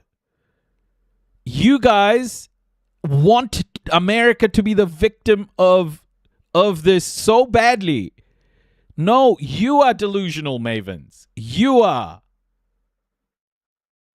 You're not understanding that America is not the victim here, bro. America has been doing this to so many countries. America just murdered 100,000 people because it cut USAID. No, it's not just Trump either. It's not just Trump either. Oh my gosh, bro. Honestly, Americans are so insufferable. Decades of violence, decades of murdering people, millions of people around the world, and this prick is like, it's AIPAC. Kill him, of course, after the start of the war, right, where the U.S. and the Israelis killed the Iranian supreme leader and so many of 250 years of genocide. The leadership of Iran. Let me play some more of what Trump has said. They want to take out the U.S. leader, me. I'm on every list. I saw things this morning. I'm on every single one of their lists. I'm number one on the kill list for Iran. They're lovely people. I'm number one. I'm their number one because they're scum. I'm number one on... No. We do disagree. America is the problem. Their list before you. But if I go, you go. Right? In the 70s, when the UN Security Council was voting to get rid of South Africa from the UN, the General Assembly voted to expel South Africa. In the Security Council, 3 countries voted to keep South Africa. Do you know who those 3 countries were? Do you know who those 3 countries were? Those 3 countries were America, France, and the UK. America, France, and the UK. Bro, your countries have been doing white supremacy and genocide for 600 years. Shut up. Shut up. You don't know anything. Hala, you have tracked Iran's threats against Trump for a long time. You know, how central of a focus is this for this Iranian regime and its proxies? How much do they want to get Trump?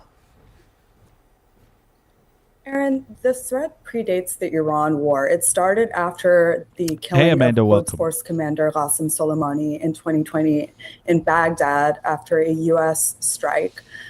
America's not the victim, guys. America's not the victim. Stop pretending like America's the victim. Stop pretending like America's the victim. White supremacists. This is where these people like Maven Spix are not leftists. They are white supremacists in leftist garb. They do not want to be called out for white supremacy. This is why white leftism is so fucked. And that threat has grown over the years. It's not just President Donald Trump. He's got dozens of former U.S. officials, including National Security Advisor John Bolton, Secretary of State Mike Pompeo, Special Envoy for Iran Brian Hook. 2 of those, Bolton and Pompeo, had foiled plots against them. And so this predates this war, but we've been hearing a lot more rhetoric actually coming. That Maven's Pick mofo is going to say that the British were controlled by the Jews when they decided to murder 100 million of my ancestors. Bro, they've been doing this for generations. What the fuck are you on about? From Tehran, especially during Supreme Leader Ayatollah Ali Khamenei's funeral just in recent weeks. The mouthpiece of the Supreme Leader, Kayhan, actually put $100 million bounty on his head just 2 weeks prior. So this is not something new, but it's becoming more present because of the Iran war.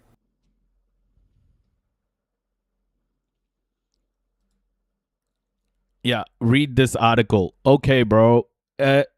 Buddy, the world is so much older than any of this shit you're putting out.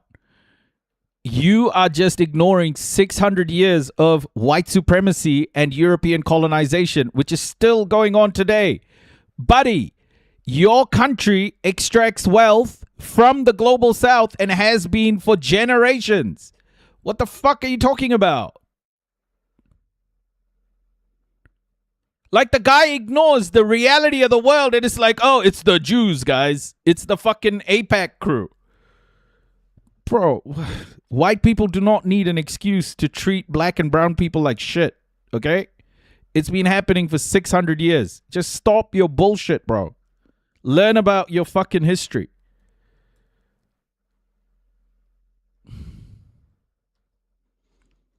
Yeah, because I know what you mean, Ice Cream Emperor. You cannot, you do this. You do this.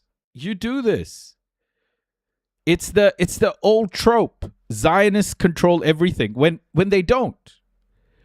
Do you know where the Zionists control everything came from? From the narrative of the Jews control everything. You just swapped out the Jews with the Zionists.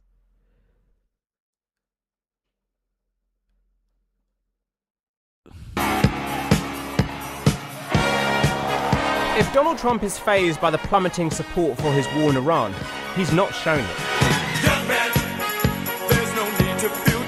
The president is still determined to pursue his policies and unable to let anything go. And so here we are, the US stuck in a war with Iran it seemingly can't end as Trump tries to claim a win. It's our declaration of economic independence. And here we are, back with more tariffs, 14 months after he first proudly introduced them. No, the core issue is white supremacy. The core issue is white supremacy, buddy. Unless and until we dismantle white supremacy and white privilege, things like Zionism will continue to exist, just in different forms. It's Western meddling. It's Western meddling. Zionism is one of many manifestations of Western meddling in the global South. At the White House. This is Liberation Day. So-called Liberation Day became Constitutional Liability Day, with the US Supreme Court ruling them illegal and forcing the administration to pay out tens of billions of dollars in refunds. President Trump now saying he's going to impose this blanket 15% tariff. But Trump earlier this year introduced new temporary tariffs that were set to expire today. No, but that's how Britain conflated the two. Do you think the Nazis just started hating Jews like in a black box, Ice Cream Emperor? Anti-Semitism is literally a European thing. White people in Europe hated Jewish people for centuries. Like, what you don't understand is Lord Balfour, the guy who did the Balfour Declaration, was a massive anti-Semite. 1905. Read about 1905 Aliens Act. 1905 Aliens Act. Bro, shut up. Honestly, you're not understanding that the world is a lot older than a fucking Intercept article. What are you not understanding about what I'm saying?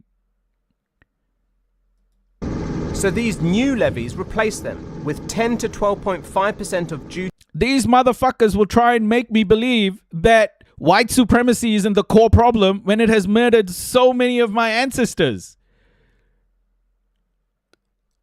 Fucking white leftism, honestly, is an absolute, like, it's a problem. Duties on imports to the US from more than 60 countries, including the UK and the EU, and America's largest trading partners, Mexico, Canada, and China. The administration pushed these through under a section of motherfuckers telling brown people about oppression. 1970s Don't trade lecture law, me about claiming this it's shit, because bro. these nations have failed to prevent forced labor. That received a blunt reply from the European Union. If you compare our labor laws to the ones of United States, I mean, people have paid vacations, we have very good conditions, labor conditions for our employees, so it's not really grounded. China said trade wars serve no one's interest, with President Xi Jinping expected to visit Washington in September. The US administration's trade chief appeared in Congress this week as critics argued these tariffs were hurting both the economy and American consumers. Let's just clear this one up. Have Trump's tariffs increased prices for American families? Senator, no. Every white leftist must understand, if you do not incorporate white supremacy and white privilege into your thinking about leftism, you are completely deluded. You are not a leftist. You are trying to ignore one of the core reasons, or the core reason the world is the way it is today. Unfucking believable. Core inflation fell to 2.6% year on year. The Congressional Budget Office and the Treasury Department's own numbers that families are paying an average of $1,700 more. Are you saying your own Treasury Department and your own Congressional Budget Office just don't know what they're talking about? Well, I'm interested in seeing what Treasury numbers you're talking about. No one's given them to me to look at, so I want to verify those. Actually, they've been out there in public now for at least the last... No, it's not. Ice Cream Emperor, it is factually not. Between 1880 and 1920, British policies murdered 100 million Indians in 40 years. It's not even close to being the most violent shit, bro. What are you talking about? 600 years. Do you know what happened in the transatlantic slave trade? What are you talking about? Last 6 months. Today's announcement tells us two. You mean currently on Earth? You can't look at the current world without understanding your history, bro. You can't understand the current systems of oppression without understanding where those systems of oppression came from. You can't just take a snapshot of our current world and go, oh yeah, this is right. This is how the world is. You can't do that. Two things. One, that Donald Trump is hell-bent on his tariff agenda, that he believes it will reduce the trade deficit and bring manufacturing back to the United States. But it's also about deflection, because Donald Trump is not getting his way in Iran right now, and members of the Republican Party in Congress are nervous. And when the White House is losing control of the narrative, they need something to divert attention. And today, that's tariffs. More explosions in Iran last night. These new tariffs come as the... Even with that, how the fuck can you say Zionism is the most violent when America just went and killed like 1 million Afghanis and 1 million Iraqis just like a couple of decades ago, and are still murdering Syrians, are still murdering Lebanese people? It's American bombs that are doing this. Sudan, RSF, who the fuck is giving bombs to the UAE that are going to the RSF?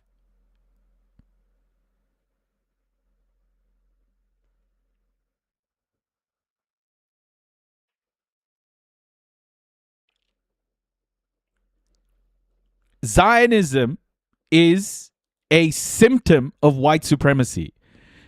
White supremacy created Zionism in its current form. If it wasn't for white supremacy, Zionism would not have the influence it still has. Remember who's protecting Israel at every UN Security Council meeting. Who's protecting them? The European Union is the largest trading partner with Israel. Not a single sanction.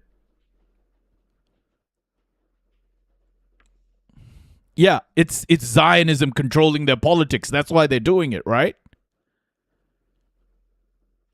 The price of oil is rising amidst the ongoing war. President Trump has threatened escalation, but his warnings have done little so far, with Tehran reportedly rejecting proposals for new talks. The impact is really uncertainty, and that stifles investment, that stifles employment, whether it's dealing with the Iran crisis and the impact from that on supply chains or the tariffs. Certainly, I think it creates a lot of uncertainty and doesn't put business in a good space. The reason why the world has woken up right now in this moment, especially a lot of brown and black people, is because we now are starting to understand what Europe did to our ancestors. Okay? We are starting to connect the dots. We are starting to connect the dots that this is colonialism in action. This is white supremacy in action, where we're seeing what they did to our ancestors in real time. We understand it. We understand it.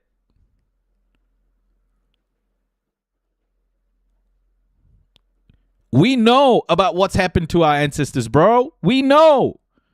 We know. Zionism is white supremacy. By definition, the Royal Arabs genociding Sudan is not white supremacy.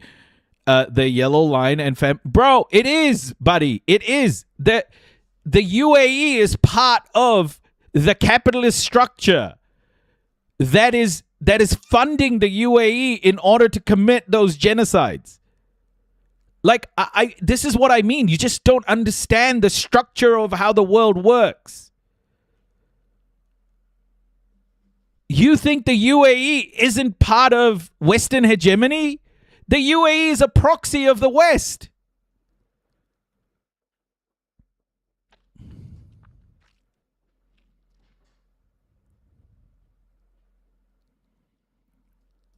To be able to make the investments that they want to do. Trump says things are going in the right direction and that prices will soon come down. I get no credit. I'm othering the Zionists? No, I'm not, buddy. No, I'm not. I am just pointing out the core of the problem. What are you talking about? You want it to be the Zionists so bad that you're not even looking at your own neighborhood. In this midterm election year, the businessman president... No, I'm not saying that, buddy. I'm not saying that. They are genocidal. But what you're not understanding is the structure of oppression. We're talking about structures here. You're talking about Zionism as if it exists in a black box.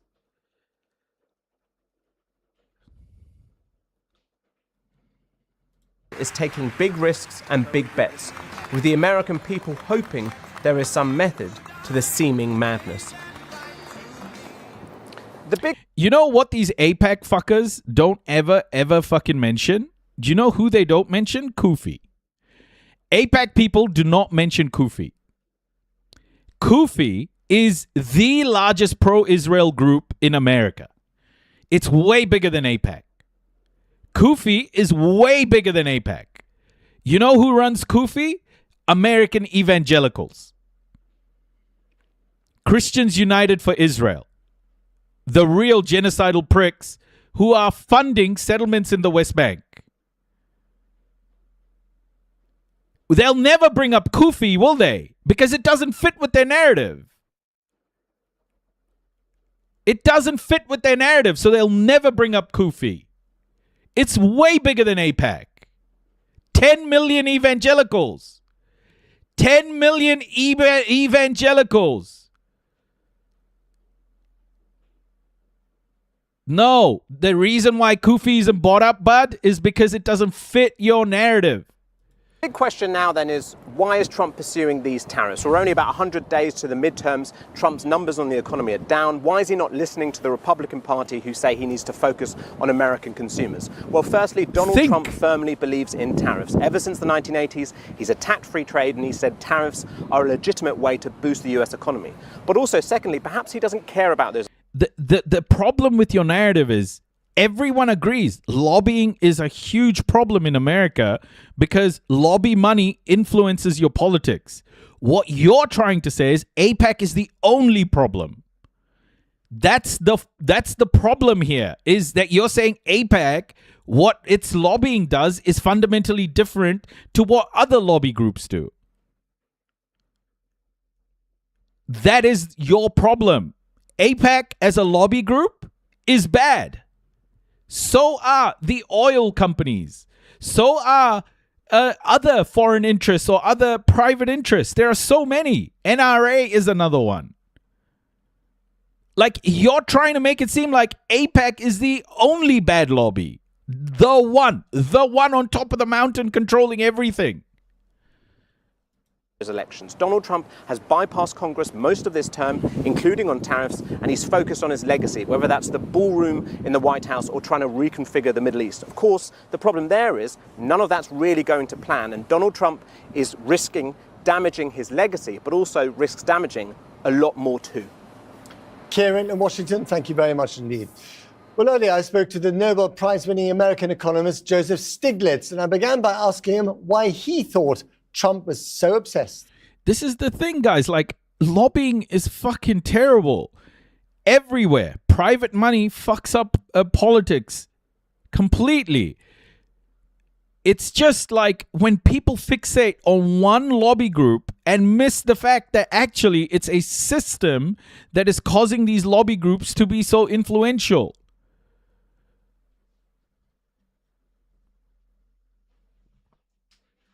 With tariffs.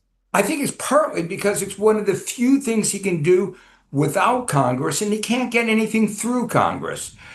But also, he enjoys bullying other countries. Mm-hmm. He likes to show that he's stronger and can do things to other countries. So it really, really suits him well. Of course, when he first announced tariffs on Liberation Day, it was about the rebooting of American manufacturing industry. It was about insourcing foreign investment. It was about teaching a lesson to those grifters in the European Union. Has Trump achieved success on any of those fronts? No. Manufacturing jobs during 2025, his first year in office, were actually down by an estimated 78,000 workers. The trade deficit, in nominal terms, trade deficit in goods, actually went up. You're not going to get Chilean copper mines to move to the United States just by putting a tariff. You're not going to have a U.S. become a coffee producer because of tariffs on Latin American coffee. Well, you have to do a lot more to achieve. See, it always comes back to Jewish people, right? Like, this is what I mean, man. This is what I mean. Like, I think, Ice Emperor, your whole shtick is this Jews control America, and I will tell you this one thing very, very clearly. Okay, America is bad by itself. It doesn't need an excuse to be bad. What lobbyists are doing is to direct American badness in a specific direction. That's what lobbyists do. America will make its choice on what is the biggest return on investment. America sees the Middle East as a massive return on investment, especially with Israel. Joe Biden himself said if there wasn't an Israel, we'd have to build one ourselves. Like, Israel is a strategic manifestation of American imperialism. And that's why it spends so much time and money on it. It isn't that America is controlled. It is that America is reliant on this proxy to maintain its imperialism in the Middle East. It's not like Israel is like particularly, using mind control on American politicians or even using coercion. America needs it. America needs it. America needs Israel in order to maintain its power in the Middle East. That's the point here. A restoration of American manufacturing. And the world today has moved beyond manufacturing. Bro, the Biden administration called the operation against the Houthis Operation Prosperity Guardian. We have footage of Palestine in 1800s. Where's the footage of Israel from the 1800s? Yeah, exactly. Like, Palestine is Palestine, man. Like, it's always been Palestine. into a 21st century economy. He's living in the 20th century. Of course, these latest tariffs are relatively mild compared to the some of more abrasive ones from a couple of years ago, between 10 and 12.5%. I mean, is that a win for the international community? Or is this now the new normal, a kind of new American tax applied across the board?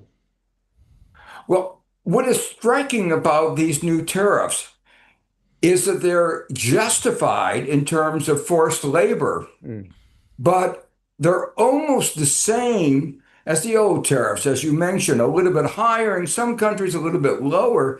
To me, it's amazing the correlation between forced labor and this previous tariffs.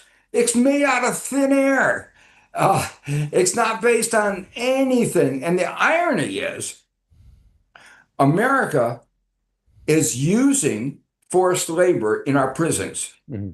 There's been some beautiful documentaries, beautiful, sad documentaries on the extent to which there is forced labor in our prisons, and major American companies rely on it.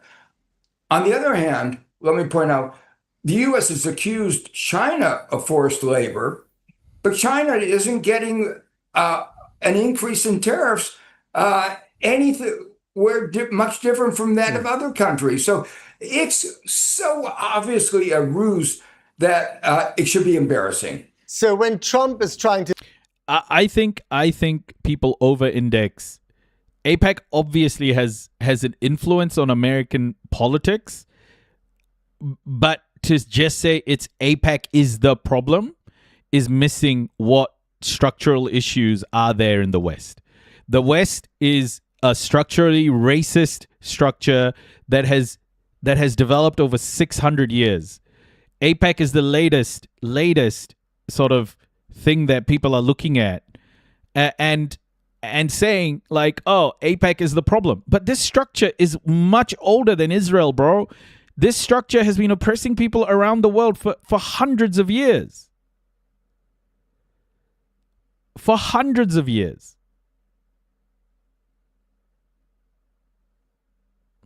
To say, by implication, that he's now a champion of human rights on the issue of forced labor, you, Professor, aren't buying it.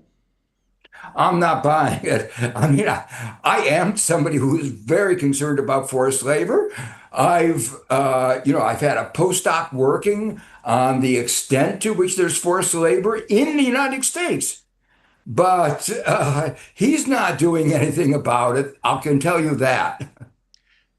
Have the tariffs in their latest incarnation become more difficult to be challenged by the courts? Because the last lot, many of them were thrown out by the Supreme Court.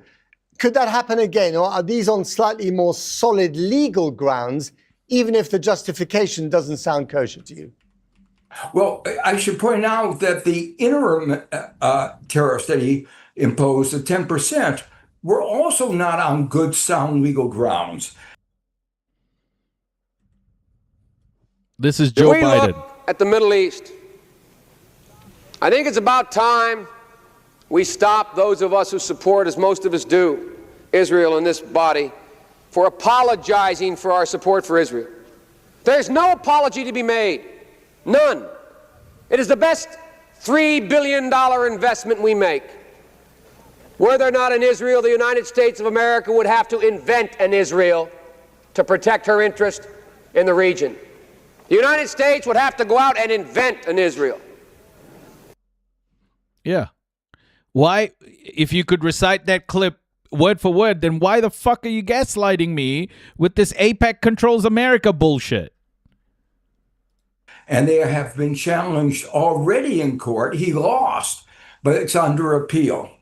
The new ones, as you say, are much more complex. The law is more secure. Biden was a piece of shit back in the day. Biden is a piece of shit today. Like, not just back in the day, man. But his implementation of the law is clearly questionable.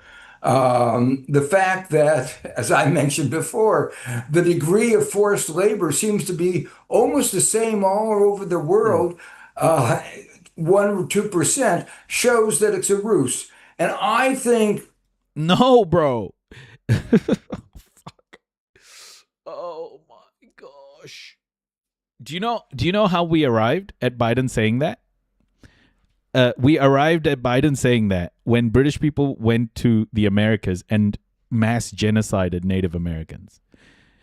Do you want to know how we arrived at that moment of Joe Biden saying that about Israel? When Gomez and Desurara made it a political, gave Prince Henry in the mid 1400s a political narrative that white people are better than anybody else. That's how we got to this point. This is about European colonization. This is about white supremacy. Let us not delude ourselves. Okay? RCS3, welcome. Let's not delude ourselves like, you know. Oh, no. I'm talking to someone on Twitch. I'm talking to someone on Twitch. I know you're not disagreeing with me. Like, white supremacy is a core part of what's going on here, guys. Like, we've got to understand. If we are going to dismantle these systems, we have to be very clear-eyed on what the systems actually are that are causing this. Kia ora, 8-bit supercomputer. You need more Elon Puppet. Bro, fuck, man. Oh, my gosh. You need more Gerald Horne. Courts will recognize that. Has the ruse or has the imposition of tariffs since Liberation Day fucking like gives me a white author to talk about oppression? Like, come on, bro. I don't need to learn about oppression from white people, bro. There are many black and brown people who write about a real oppression that they felt. I don't need to be gaslit. I don't need to be told that a white author is going to tell me anything about oppression. Read Gerald Horne, buddy. Read Gerald Horne. Read people like Gerald Horne. Frantz Fanon. Read him. Okay? Don't fucking tell me about authors, please. Especially when it comes to the subject of oppression. Read Palestinian authors. Read Ghassan Kanafani's short story, Men in the Sun. Fuck Elon Pape. I don't give a fuck about Elon Pape. helped the American economy in any way? And if so, who are the biggest losers in all this? The American consumer is... I never cite how Israel built its colony. Bro, I made a whole fucking documentary about it.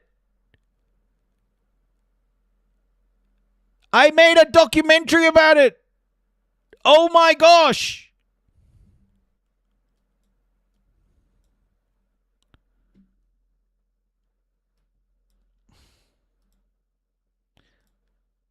Zionism was born as an answer to persecution, but became a project of domination. From Herzl's dream to Gaza's nightmare, this is Zionism, settler colonialism in action.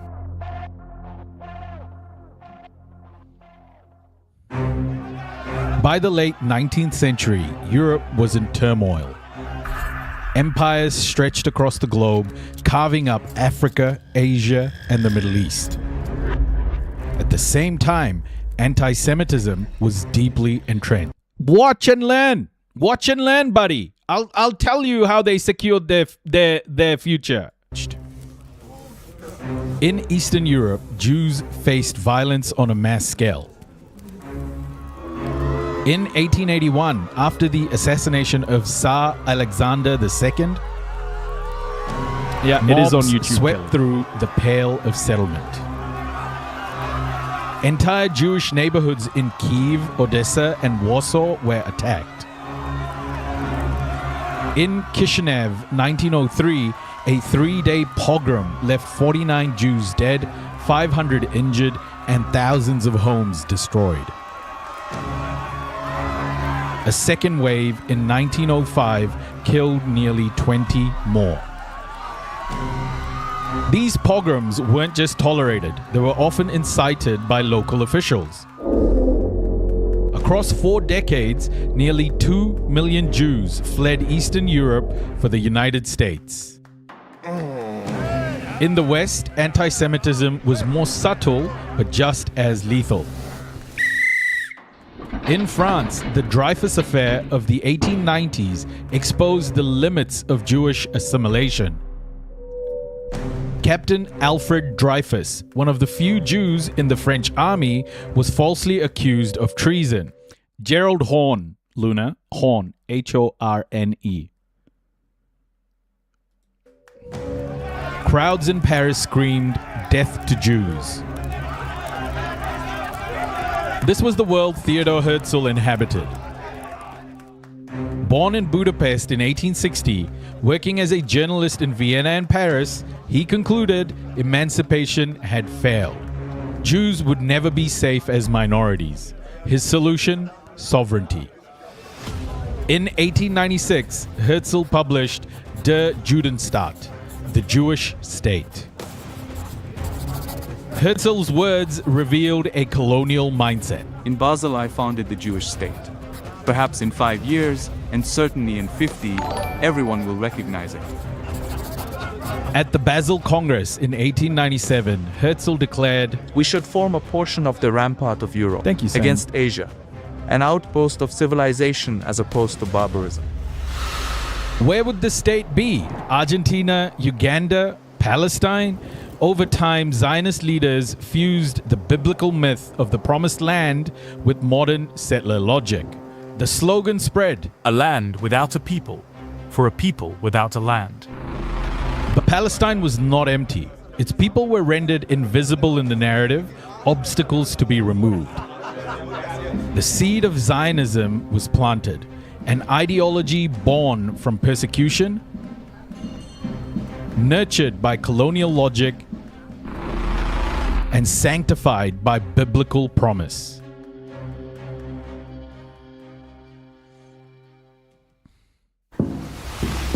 In 1917, the British Empire stood at its height. Palestine, still under Ottoman control, was vital to its wartime ambitions.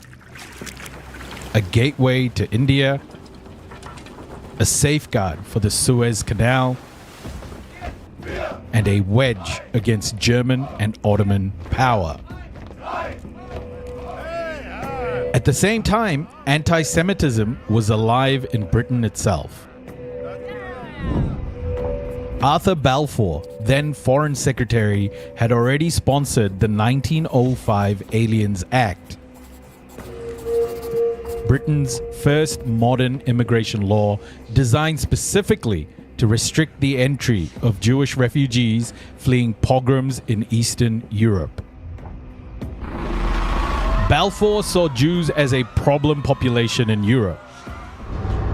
For him, Zionism offered a convenient solution: relocate Jews to Palestine and strengthen Britain's foothold in the Middle East at the same time. The Balfour Declaration masked this intent in polished words. His Majesty's government view with favor the establishment in Palestine of a national home for the Jewish people. But Balfour was candid in private. In 1919, he wrote, Zionism, be it right or wrong, good or bad, is rooted in age-long traditions of far profounder import than the desires and prejudices of the 700,000 Arabs who now inhabit that ancient land. This wasn't sympathy, it was displacement. Anti-Semitism at home transformed into colonialism abroad. Winston Churchill, a few years later, stripped away any illusion. In 1937, he said, I do not admit that the dog in the manger has the final right to the manger, even though he may have lain there for a very long time. I do not admit that a great wrong has been done to the Red Indians of America or the black people of Australia. I do not admit that wrong has been done to these people by the fact that a stronger race has come in and taken their place. This was the imperial mindset. Zionism was useful. It relocated unwanted Jews. It entrenched British power, and it aligned perfectly with the age of settler colonialism. During the Mandate, Britain facilitated Jewish immigration, the establishment of Zionist institutions, and armed militias like the Haganah. At the same time, Britain crushed Palestinian resistance, especially the revolt of 1936 to 1939, when thousands were killed and entire villages were demolished. By 1947, Britain had set the stage. An organized settler society, militarized and prepared, and an indigenous population fragmented, suppressed, and betrayed.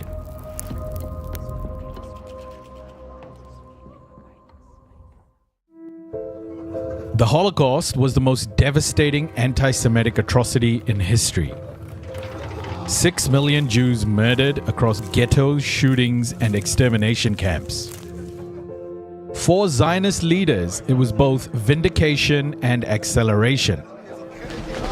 Herzl's prediction seemed fulfilled. Jews could not survive as minorities. But the path Zionism took was not only about refuge, it was shaped by collaboration with European powers who saw Palestine as a convenient dumping ground for a people they did not want. Even before the war began, Britain's 1939 White Paper limited Jewish entry to Palestine to just 75,000, shutting the gates at the moment of greatest peril.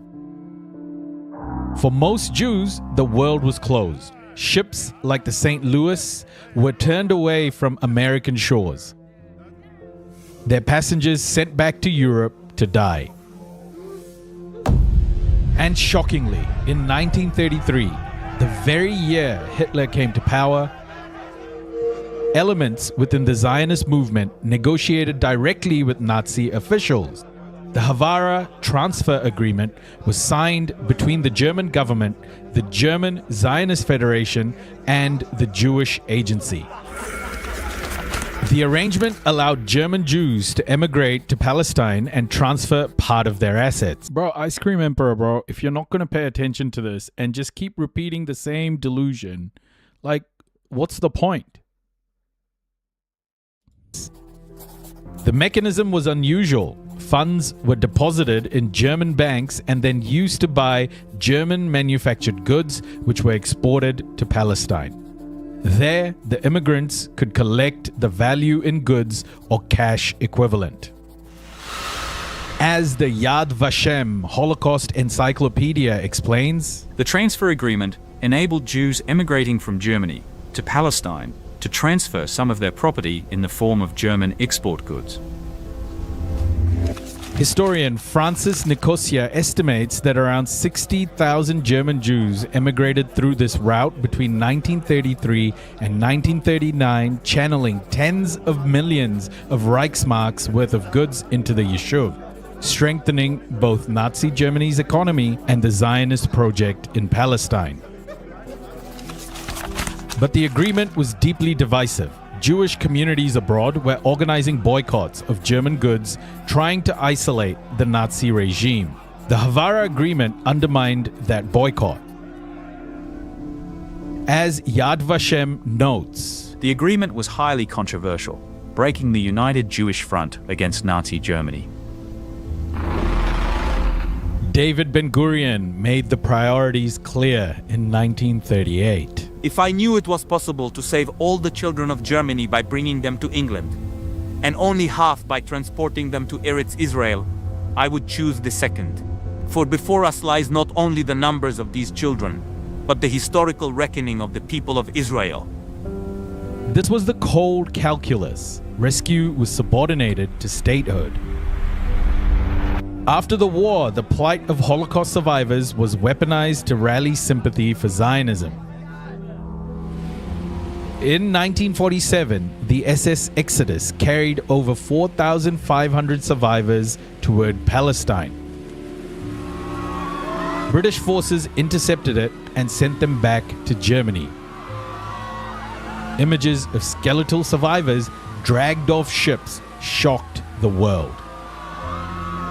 Zionist leaders seized this moment. Ben-Gurion declared, "What is inconceivable in normal times is possible in revolutionary times."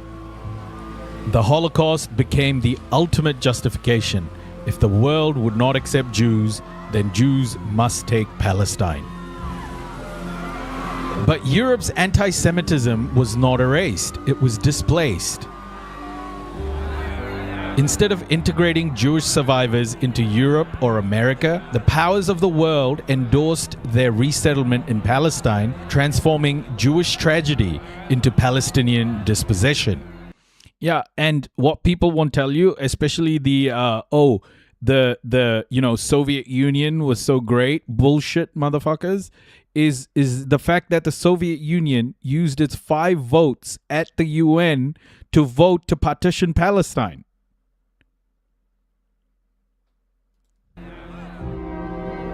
The Holocaust was a crime against humanity. But in its aftermath, Europe's collaboration with Zionism ensured that the cost of that crime would be paid not by Europe, but by the people of Palestine.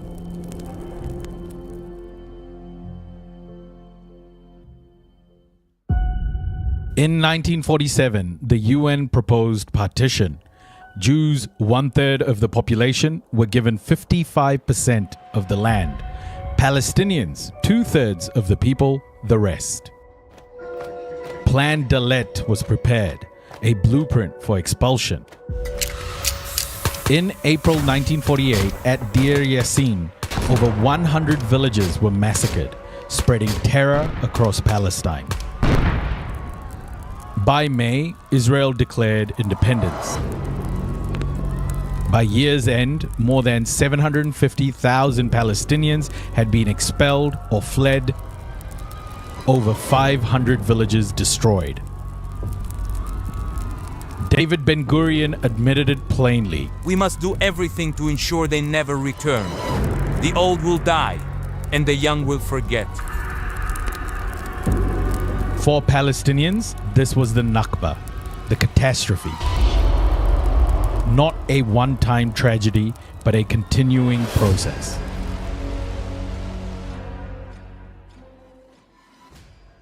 So you said, Ice Cream Emperor, that I don't talk about the establishment of Zionism and establishment of Israel. That's what you challenged. After 1948, I've put in more effort than many people than you know to talk about this. Supremacy wasn't just practiced, it was legislated. Law became the scaffolding of apartheid. The Absentees Property Law of 1950 seized millions of dunams of Palestinian land. Refugees who had fled violence or were even temporarily absent were classified as absentees, their homes handed to Jewish immigrants. The Law of Return, 1950, gave every Jew worldwide an automatic right to immigrate and claim citizenship. In contrast, the Citizenship Law of 1952 barred Palestinian refugees from returning to their own homes. Inside Israel, Palestinians lived under military rule until 1966, requiring permits to travel, work, or even harvest their fields. Even after military rule ended, Yeah, bro. We talk about Israel and the U.S. partnership. Buddy, Zionism basic. I spoke about this with the section of, are you listening or are you not paying attention? Because I spoke about Herzl seeing the United Kingdom as a great partner. As a great partner. I've already spoken about it. This is all about the partnership of Europe and America with Israel. Laws entrenched inequality. You're just being disingenuous now. You don't want to listen. Planning and building laws concentrated land for Jewish towns, while unrecognized Palestinian villages were denied electricity, water, or schools. Admissions Committee Law 2011 allowed Jewish communities to reject Palestinian citizens on grounds of social suitability.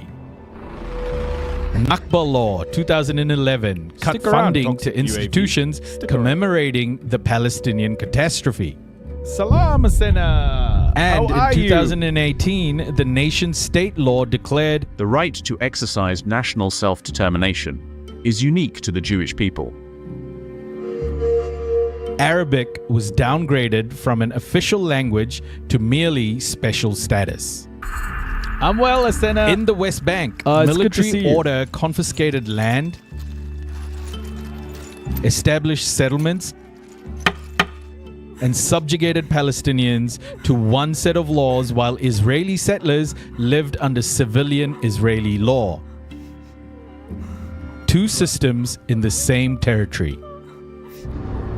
As the rights group Adallah has documented, more than 65 Israeli laws discriminate against Palestinians in citizenship. Who is this toxic UAV media person? Like, this guy is just an empty vessel in the chat. Land ownership, political participation, waste and of culture. fucking Oxygen. This is the structure of apartheid, not just in Gaza or in the West Bank, but in the laws of the state itself.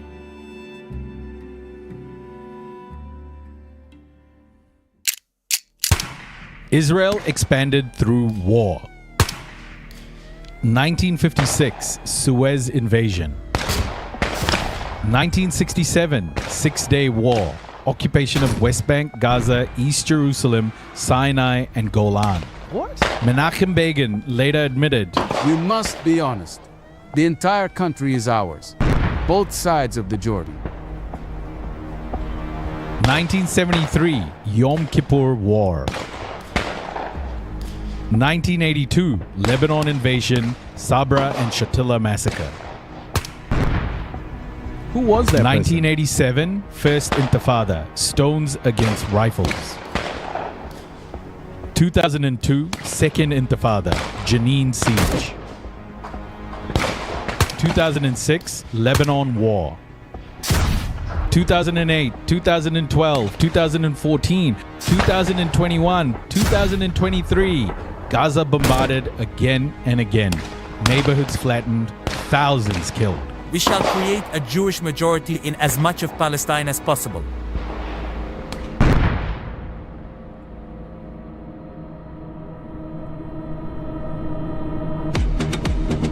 Between wars, the system hardens. Settlements fragment the West Bank. A wall snakes across villages, condemned by the ICJ as illegal. Checkpoints, demolitions, administrative detention.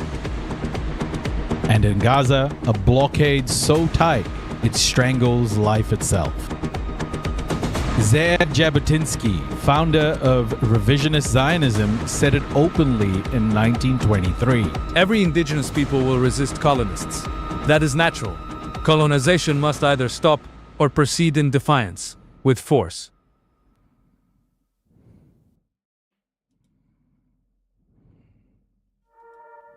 The world has words for this: apartheid, crimes against humanity, genocide. In September 2025, the UN's Independent Commission of Inquiry concluded there are reasonable grounds to believe Israel is committing genocide in Gaza.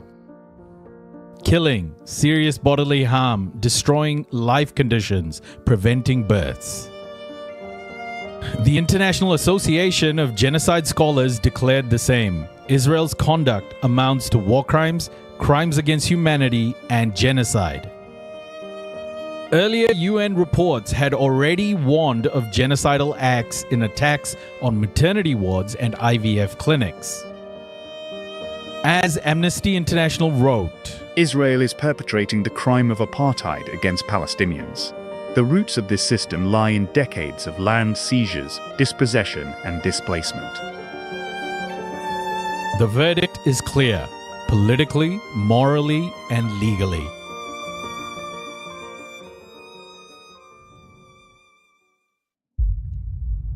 Zionism could not have endured without empire, first the British and then the Americans.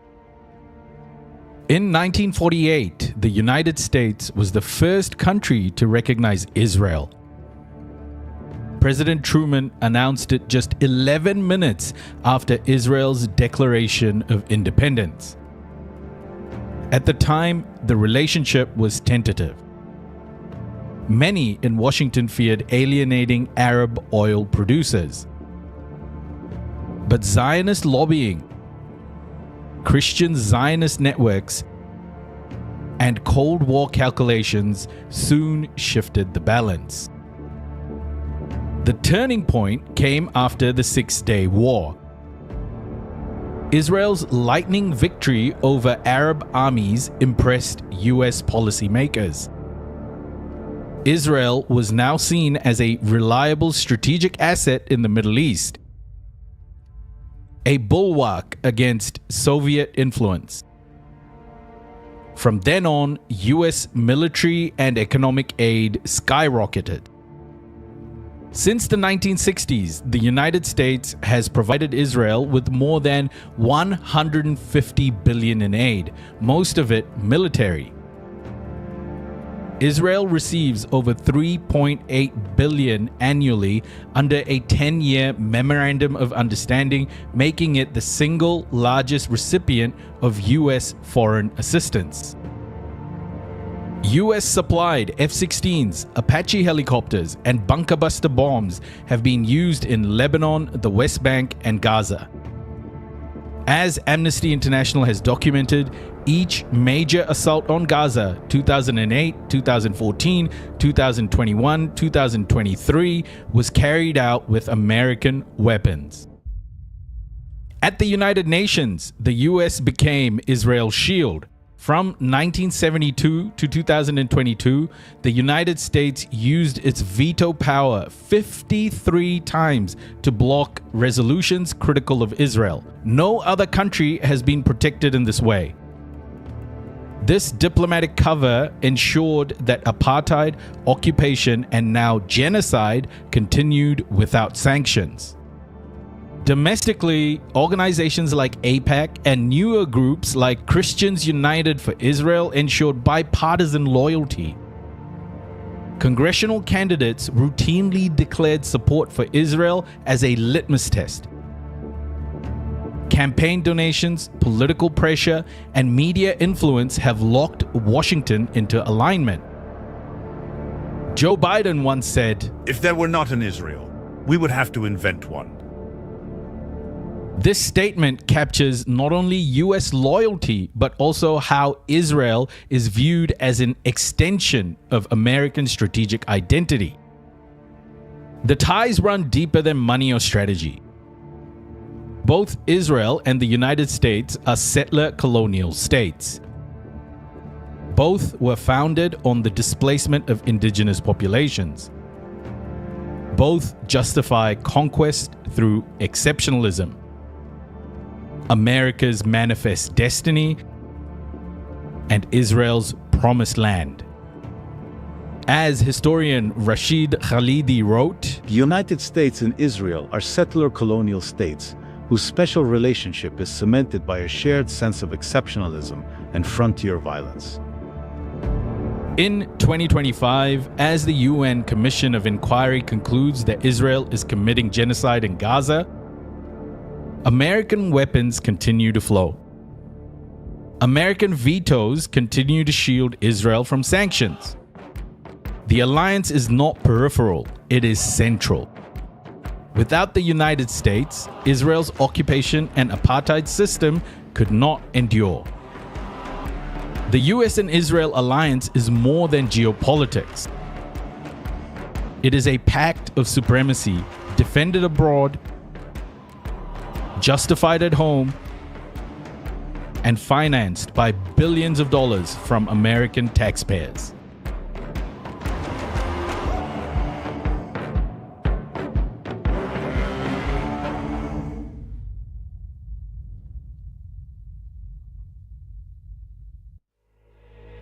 The US-Israel alliance is not only about strategy, aid, or lobbying. It is also about religion. For centuries, strands of Protestant theology, especially among evangelicals in Britain and the United States, interpreted the return of Jews to the Holy Land as the fulfillment of biblical prophecy. By the 19th century, this belief was known as Christian Zionism. It was not born out of love for Jews, but out of a theological script. Jews must return to Palestine so that Christ can return, the rapture can occur, and in the end times, Jews themselves must either convert or perish. Lord Balfour himself was influenced by these currents, shaped by the evangelical circles in Britain.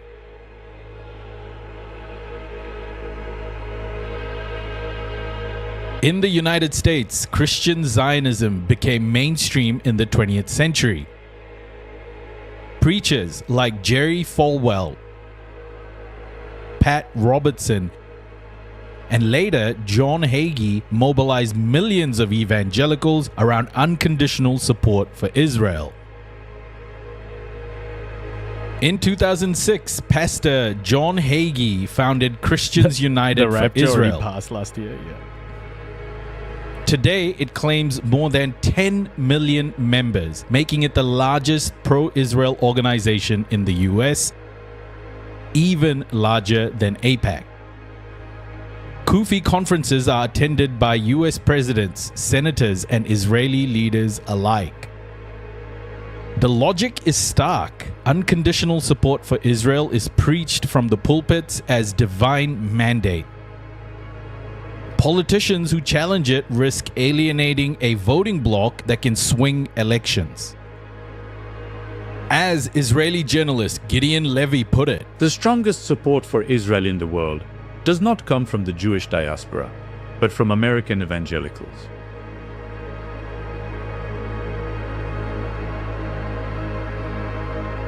This theology fuels policy. U.S. recognition of Jerusalem as Israel's capital under Donald Trump in 2017 was celebrated most loudly by Christian Zionists. The move was seen as bringing prophecy one step closer to fulfillment.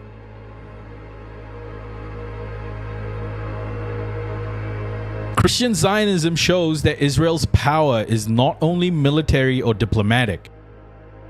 It is also spiritual, rooted in an apocalyptic worldview embraced by tens of millions. The irony is devastating. A theology that predicts the destruction or conversion of Jews has become one of the greatest pillars of Zionism. For Palestinians, it means their dispossession is sanctified twice over. Once by Zionism and again by Christian Zionism.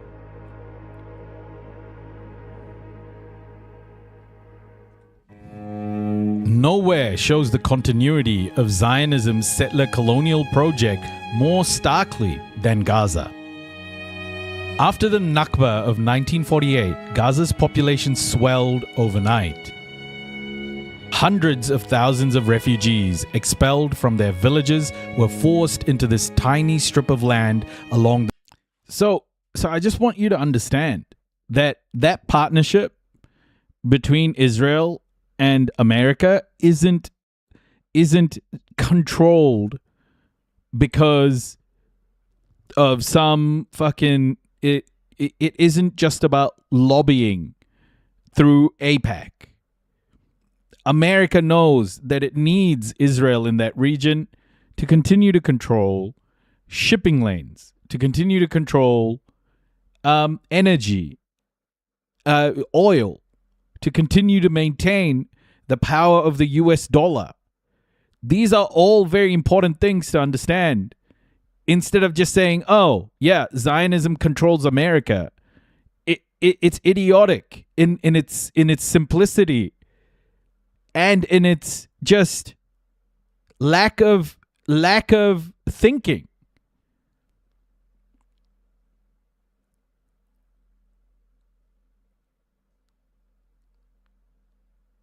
it's this weird thing people want to do to like victimize America, but America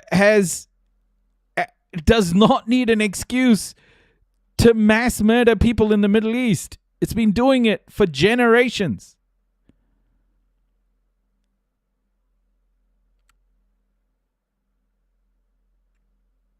But what about the hocus pocus? Bro, you again, you are distilling all of this history into like AIPAC bad. That's your problem. You will never, ever understand that America in its structure is the issue. The West, in the way it has been built and set up, is the fundamental problem. You just can't see it. You don't want to see that.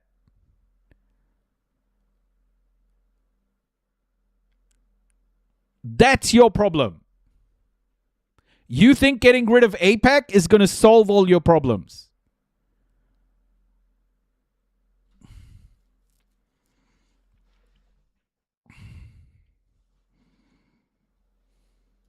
The Mediterranean. By 1950, over 200,000 Palestinians were crammed into a space barely 25 miles long and 5 miles wide, one of the densest places on Earth. Before October the 7th, 2023, Gaza was home to over 2.3 million people. Nearly 70% were refugees or descendants of refugees from 1948. Around half were children under 18. Valkarunka, I don't think the correspondence dinner is tonight. The correspondence dinner was a while ago. More than 80% relied on humanitarian aid to survive. Israel captured Gaza in 1967, and even after the so-called disengagement of 2005, it maintained full control of airspace, borders, sea, and resources. The UN and... By the way, I checked out that guy's account. I checked out that Toxic Media's account. He's like a kick streamer as well. He just said, I'm begging for money online. And the guy is a kick streamer. And he has 55 followers. So he's like streaming on different platforms. And he came in here and he just went off at me. Fucking hell. Human rights groups began calling Gaza an open-air prison. Former UK Prime Minister David Cameron used the phrase in 2010. Others, including South African leaders, have compared it to a concentration camp. Year after year, Gaza was bombarded. 2008, I can't believe people don't understand what commerce actually is. You know, you give value and you ask for value back. It's like, it's just that people don't see, some people don't see that this content is value to not everyone, obviously, to some people, right? Like, it's about exchange of value. And I control the means of my production. You know, like, none of these people understand that doing this isn't just... It isn't just about, you know, coming online and asking people for money like those people do on TikTok where they're playing those games and shit. Like, this is about a real movement about contributing in the media space to a more equitable world for all. And people who just come in here and say hurtful things like begging for money, and they don't realize that these things are hurtful. They just don't really want to understand that these are value add for people. For them, they'll always be these simplistic human beings who don't have a personal value or some something bigger than themselves that they want to achieve. It's all a selfish endeavor. But, you know, it is what it is. The human beings are like this. And that person isn't the first person to have given me shit all my life, you know?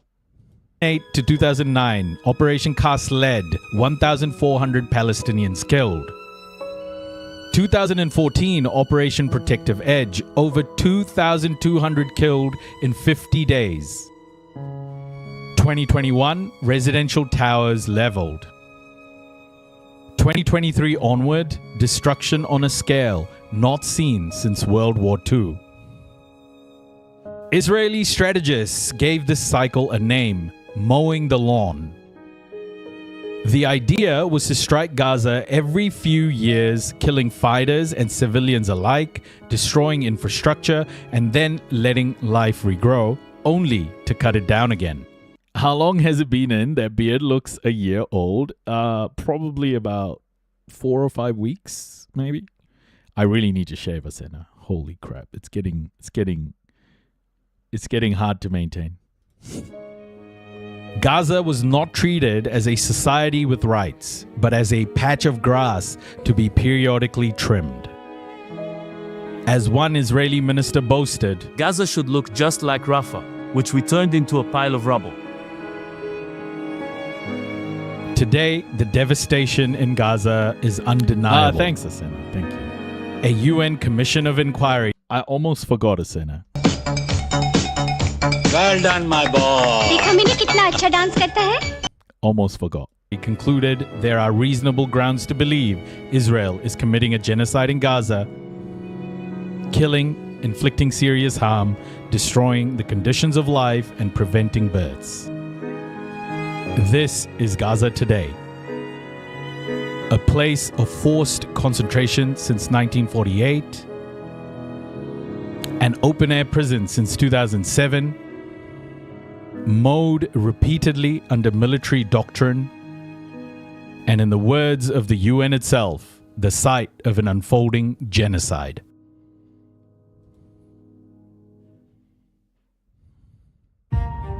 Many believe this story begins on October the 7th, 2023. But October the 7th did not happen in a vacuum. For Palestinians, it came after 75 years of dispossession. Oh, is it? 56 years of military occupation, 16 years of blockade in Gaza, and countless wars. When Palestinian fighters broke through the fence on that day, it was a shocking rupture for Israel. But it was also a desperate response to systematic oppression. To a life where freedom of movement, access to water, electricity, even the right to build a home are denied. Israel's response was immediate and devastating. The mass bombardment of Gaza, entire neighborhoods reduced to ash. And today, as the UN Commission has concluded, an unfolding genocide. As the South African Foreign Minister Naledi Pandor said, October 7th did not happen in a vacuum. It was born of a history of oppression and of a people denied their right to self-determination. This does not erase what happened on October the 7th, but it explains why October the 7th was not the beginning. It was a symptom, a breaking point in a cycle of violence rooted in settler colonialism, apartheid, and supremacy without borders.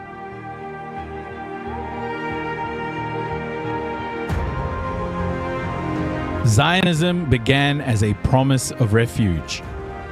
Take care. But became a project of displacement. Good night. From Herzl's vision to the Nakba. From occupied Jerusalem to the rubble of Gaza. From the fence on October the 7th to the genocide unfolding today. The arc is clear. Supremacy is never confined. It travels borders, borrows methods, and leaves ruins in its wake. Zionism is one such project, and Gaza is its front line. There you go. So there we are. Yeah, when you truly understand what this partnership is, and when you truly understand that Israel is an extension of Western colonialism, European colonialism and white supremacy, you can't just say things like AIPAC controls everything. You just can't. You can't look at today and go, oh, okay, this is bad. You got to understand that no one is stopping it because no one is stopping it in America because America wants Israel to exist. It needs it to exist in order to continue to be America, in order to continue to be a consumer economy the way it is. Because America, the American economy starts with its military. The American economy starts with its the leverage that it has due to the harm it can inflict. And Israel is part of that ecosystem. If Israel wasn't there to allow America to project power and use leverage and violence, America's economy wouldn't work the way it is. It is a gangster economy.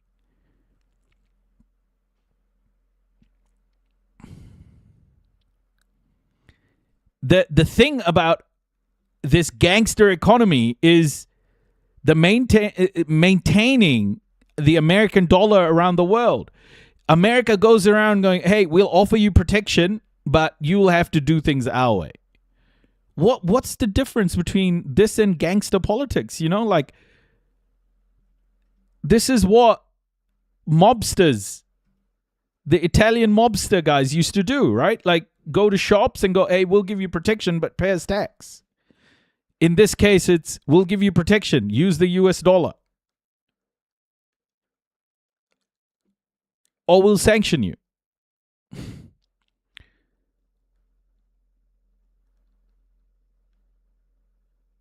Unless you realize that it's easy to simplify all of this down into AIPAC. But it's not just AIPAC, guys. It's so much more. And America isn't going to be fixed if AIPAC goes away.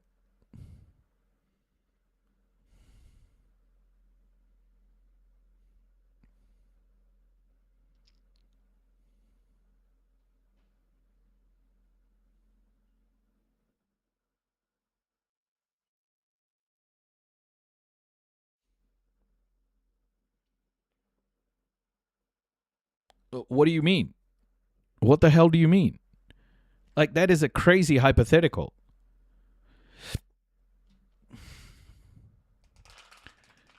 That is an insane hypothetical. So what would the world look like the other way around if a genie cleansed the hearts and minds of imperialism and colonialism in every American? What would the Israelis be doing that year? What? What the fuck is that? What the fuck is that? This is what I mean. You want the world to be like the slice of a single moment. And then that's how you define the world, Ice Cream Emperor. No. It's not. You're not. This is what people do. They look at a slice of the world. They look at the slice of the world in a particular moment. And then they go, okay, so this is how the world must be. You can't just look at one slice of the world and then extrapolate it. You've got to look at the historical facts. And the thing you're doing is avoiding the historical fact to make America the what do you mean just answer the fucking question? That's a stupid hypothetical.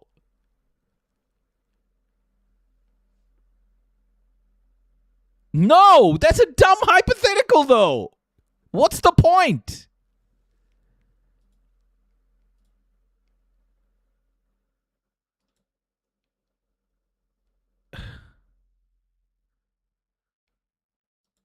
Like you're trying to make up a scenario. Like you're literally trying to make up a scenario to suit your worldview. Hey, Flashpoint, welcome. Why do I have to imagine what you're saying? I know what the world is like now and why it's here. Why do I need to imagine that?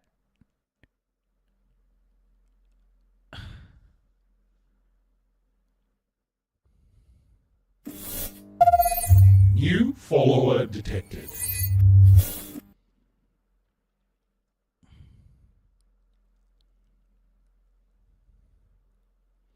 What if Porky Pig was Israel and the US was Donald Duck? Oh my gosh. It's crazy for you to say imagine, like if American support was entirely stripped from Israel, what would Israel then do? Calling me stupid is weak? No, your hypothetical was weak, bro. Your hypothetical was weak. It was. Well, if entirely stripped from Israel, well, you saw what it did. What happened? Netanyahu was like, yeah, stop. What do you mean answers? Are you demanding answers?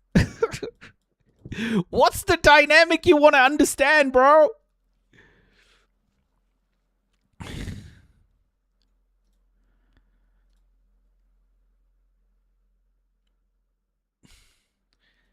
So America gave Israel nukes, probably stolen from America, or who knows how Israel got nukes. America has given Israel F-35s. America has given Israel every single thing, and so has Europe. And then now you cut off the relationship, and what would happen? Fuck, man. What a crazy question.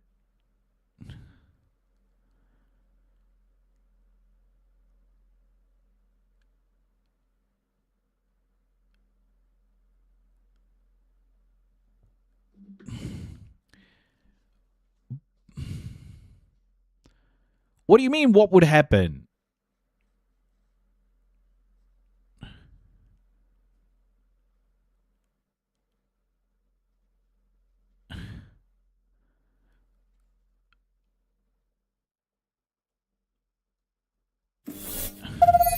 New follower detected. They're doing it already, bro. They're doing it already. Why do you need to imagine that? They're murdering Palestinians. It's called genocide.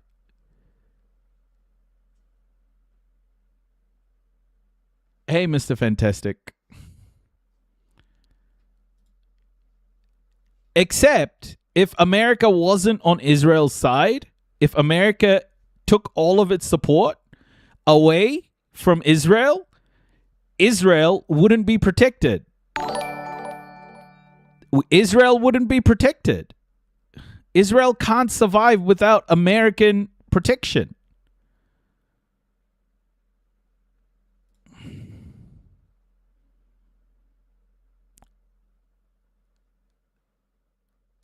Yeah, Israel would be forced to negotiate with its neighbors.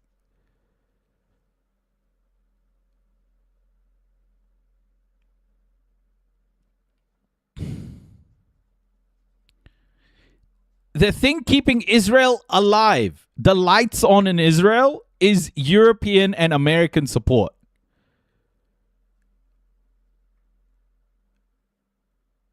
What do you mean would they end apartheid? No, Israel would stop existing in its current form. Absolutely they would end apartheid because the apartheid is funded by America and Europe. They couldn't sustain it. It would become too expensive.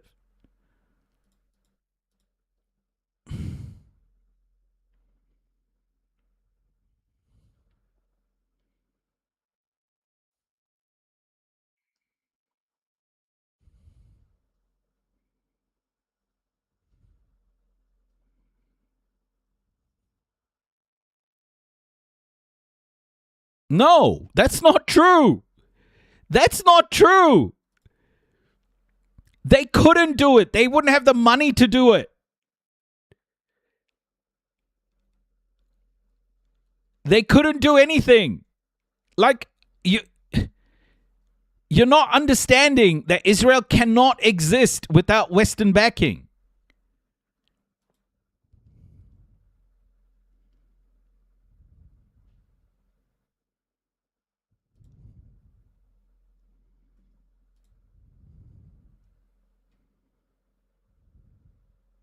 It would have to.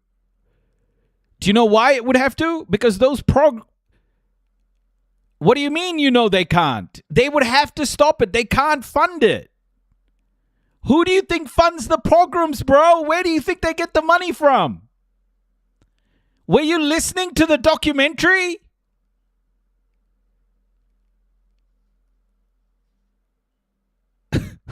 Fuck, bro. Oh my gosh.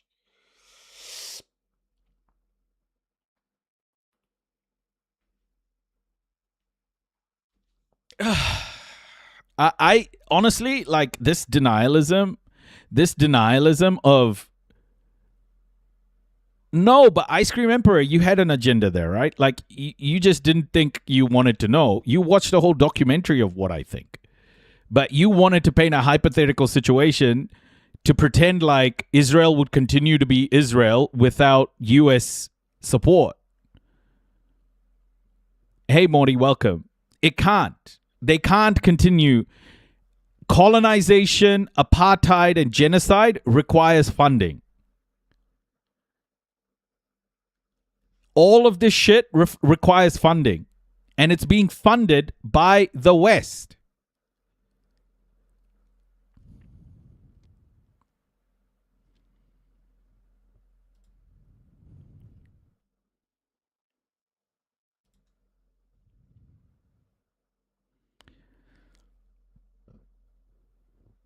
Oh, gosh.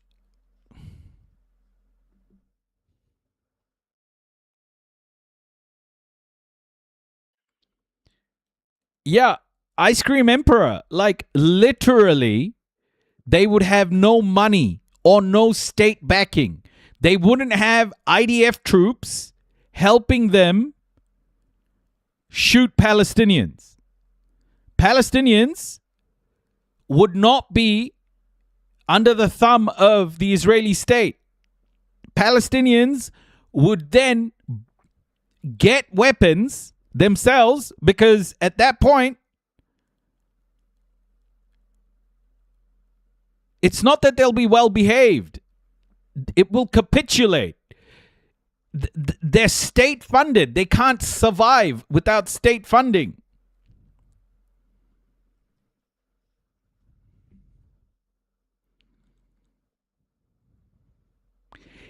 What happened in South Africa is inevitable. Yeah, so what's the point then? What are you trying to say? What is this hypothetical about? Like, I don't understand.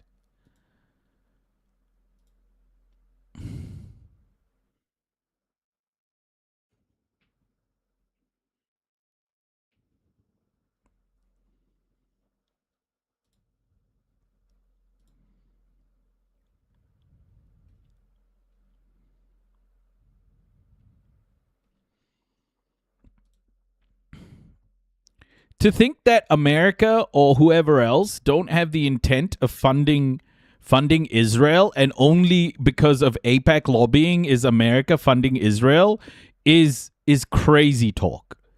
America would fund Israel in a heartbeat because America needs Israel.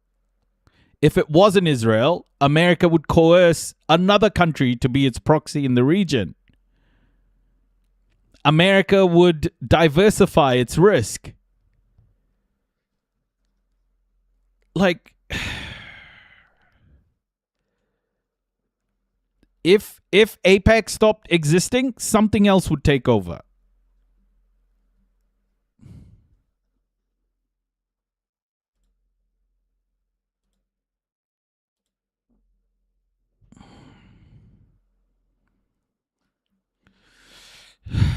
AIPAC is the latest target, but unless you address the core problem, you are not going to get rid of American partnerships with states like Israel.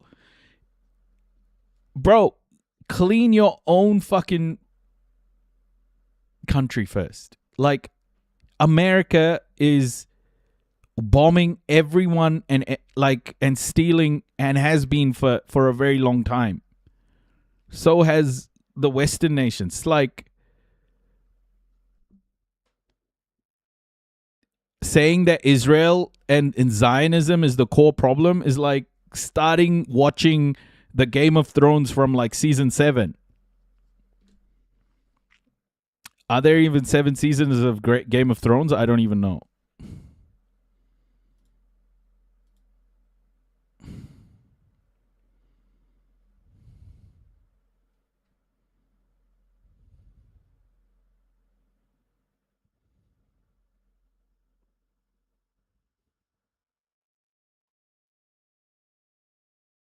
No, it's not them. It's oh my gosh, bro. It's not them. Oh, it's not like they're individually acting, bro. Fuck. Oh, I can't, man. I can't. Chat. I can't. Oh my gosh. I don't know, Ice Cream Emperor, bro. Like, I think you're being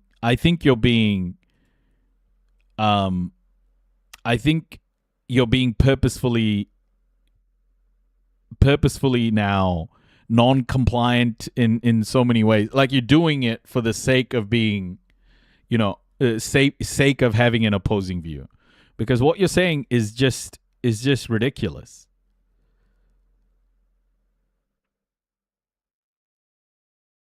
No, I don't think so. I don't think they'll get a notice to say stop, but you need money to stop to keep going, bro. If America didn't exist, they wouldn't have the money to keep going. That's what you don't understand. They couldn't do it even if they wanted to.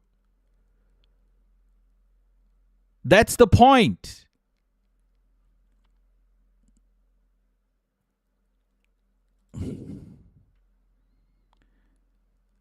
This is ridiculous. Honestly, this has gotten to a point of ridiculousness.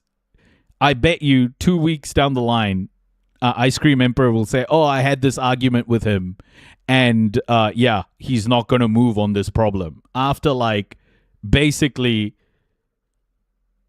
what do you mean they'd be defeated? Bro, that's the point, dude. Like, without Western, you're saying that Israel is influencing America to give money and protection to Israel. But what you're not understanding is, although they might be lobbying that way, America's providing Israel protection because it's about protecting American interests. If there were no American interests, America wouldn't protect Israel.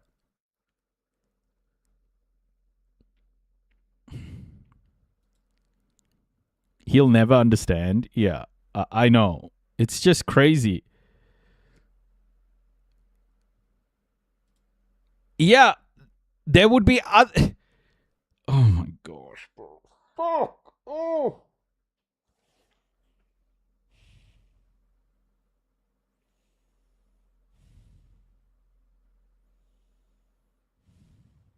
What are you saying?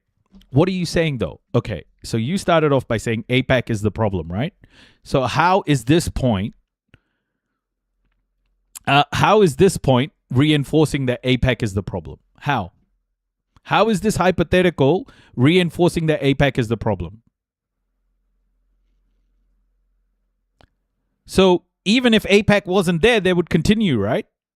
Yeah, exactly, Shiny. So then AIPAC doesn't matter. Junie, we're getting somewhere. We're getting somewhere. I think Ice Cream Emperor has talked himself into a bit of a hole here.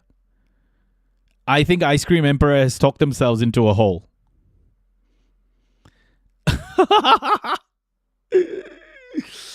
Oh my gosh. So what you're saying is AIPAC isn't the problem. So what you're saying is AIPAC isn't the problem.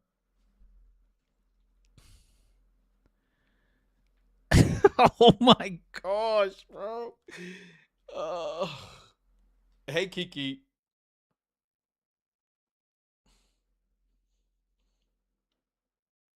Yeah, exactly, Rhyme. Exactly. There are so many lobbying groups. This happens when you take a few people's dumb views and say it as if it's your own, zero research. Yeah, exactly, Asena.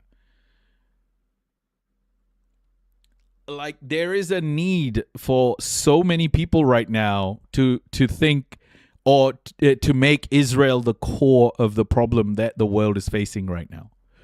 There is this innate need for people to do this because they want to find the bad guy. They want to label anyone but themselves the bad guy.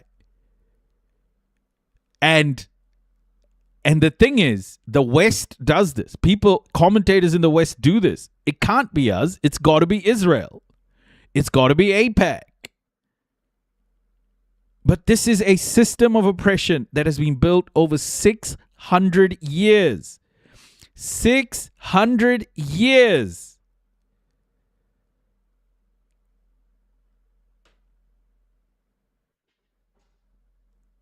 Israel is a symptom of this system.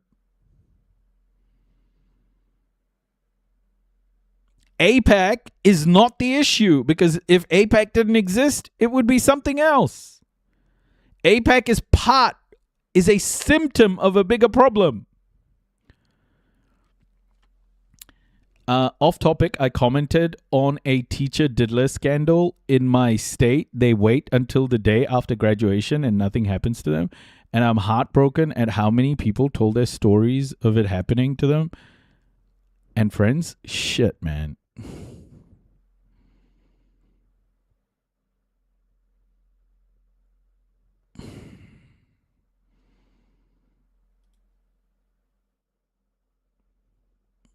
You ratioed the post? Nice.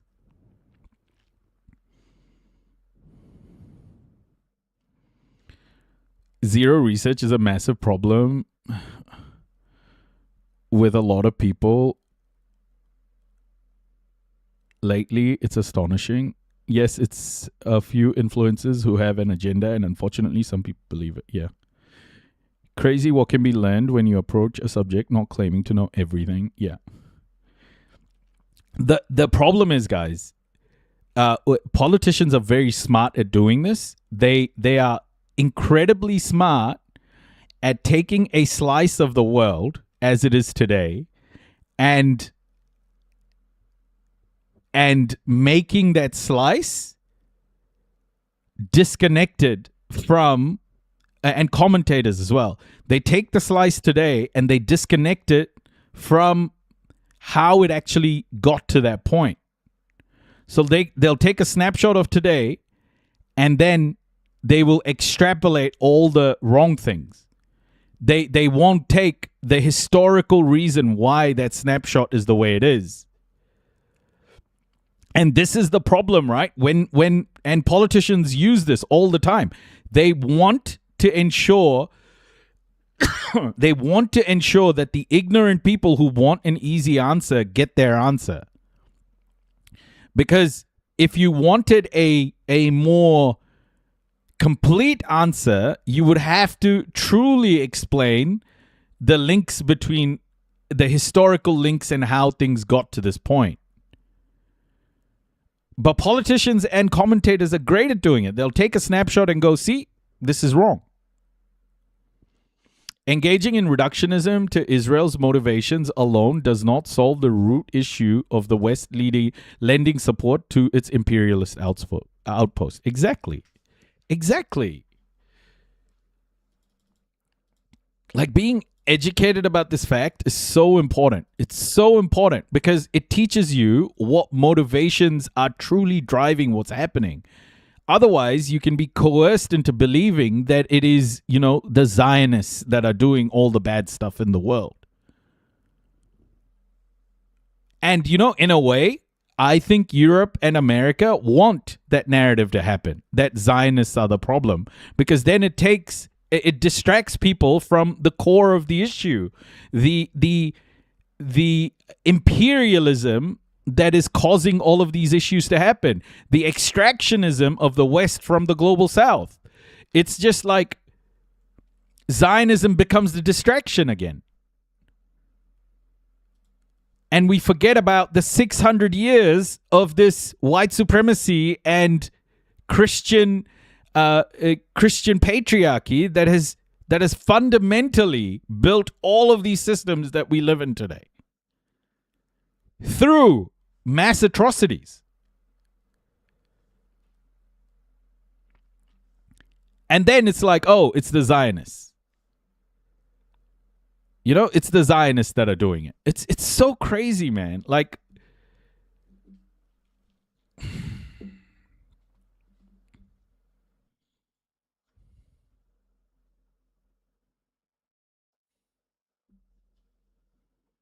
Ice Cream Emperor, bro, you're wrong. Like, you're just not, you haven't educated yourself about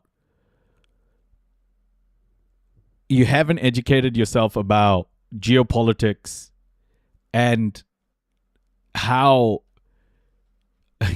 yeah, great question. Like, have you used the word intrinsically correctly there, Ice Cream Emperor?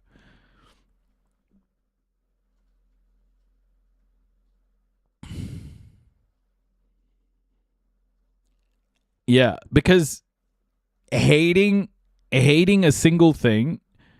Yep, Columbus was a hero, so enjoy your Thanksgiving turkey and shut up. Yeah, exactly. This is what they do. Do the evil work, then play the victim and blame someone else. 100%. What do they actually teach about this in Aotearoa schools these days? Nothing. Like, you'd have to go take a history, do like a BA at university about history to learn about this stuff, I would say. University is the only way to learn this stuff. I don't think schools really teach you this. Or the Spanish Inquisition, yeah.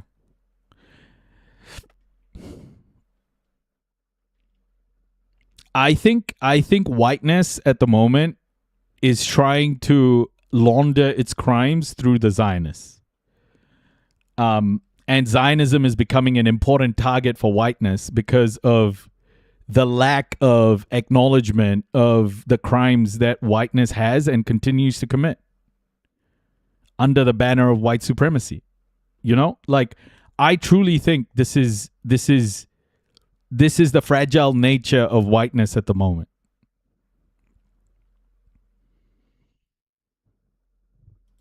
And Zionism has become a target.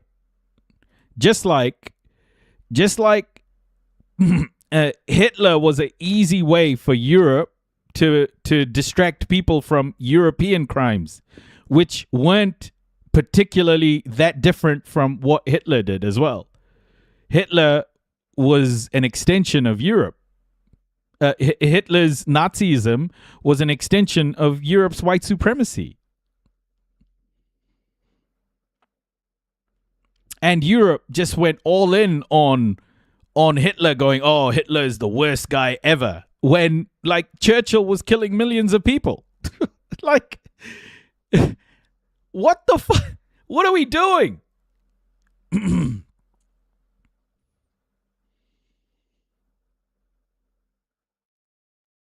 You have to stop the West's imperial drive to drop support to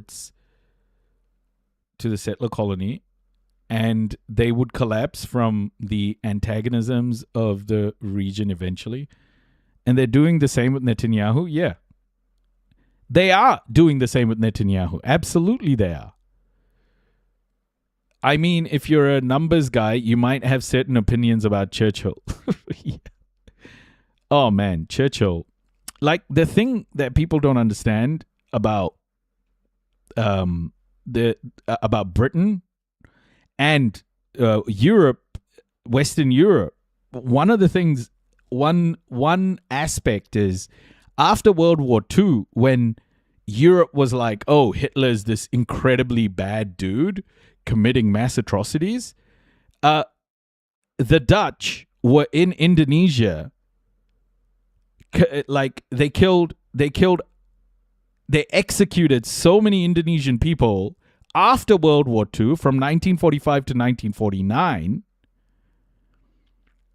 And it was like mass murder of Indonesian people.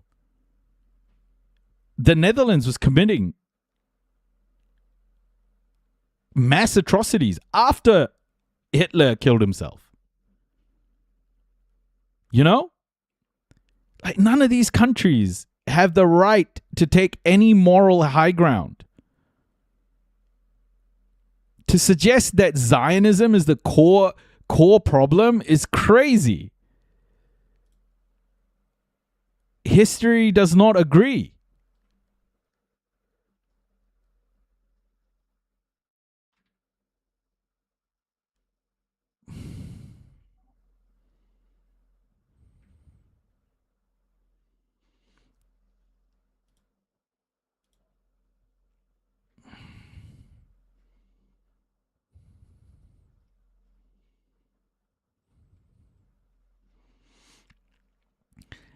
It is this fantasy.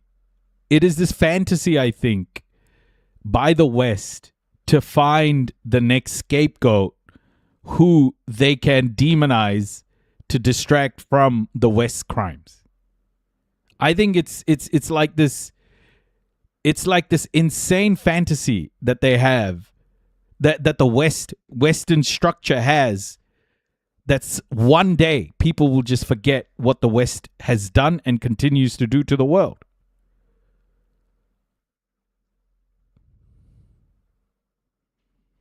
They want India to commit war crimes next so they can blame India. Yeah, exactly. And they'll go, oh, look at those people over there, barbarians.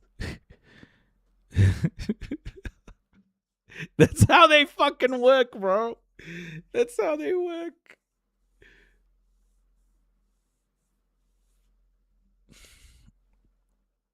That's how they work.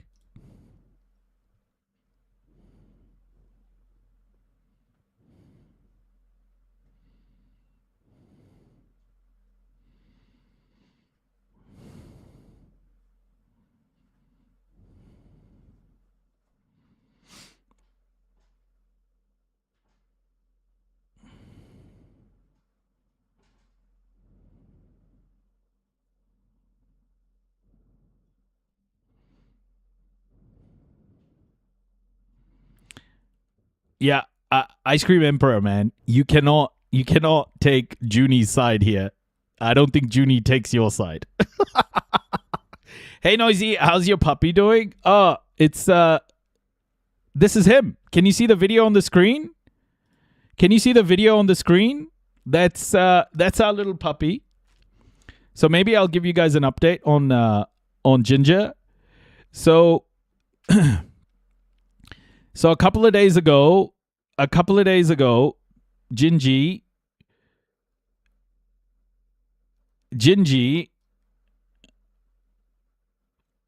stopped eating food and couldn't poo and was extremely sick. Extremely sick. Okay? So our Ginger here, he became extremely sick. To the point where our vet said that we'd have to operate on him and that he had a very low chance of survival. So I lost my shit. I became extremely sad. And yeah, he had something stuck in his intestines. And the thing that was stuck in his intestines was this.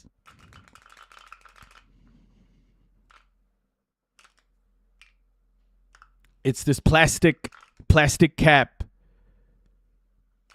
from a sipper bottle. It's that cap that goes on the sipper. He'd swallowed it and it had been wedged in his intestines. So yesterday we took him to the emergency, And yeah, he got an operation, and they pulled out the plastic thing. And this was today. We met him today. We met him at Ginger today. After his surgery, he was walking around. He finally had some food today. He was so excited to see us. He was wagging his tail.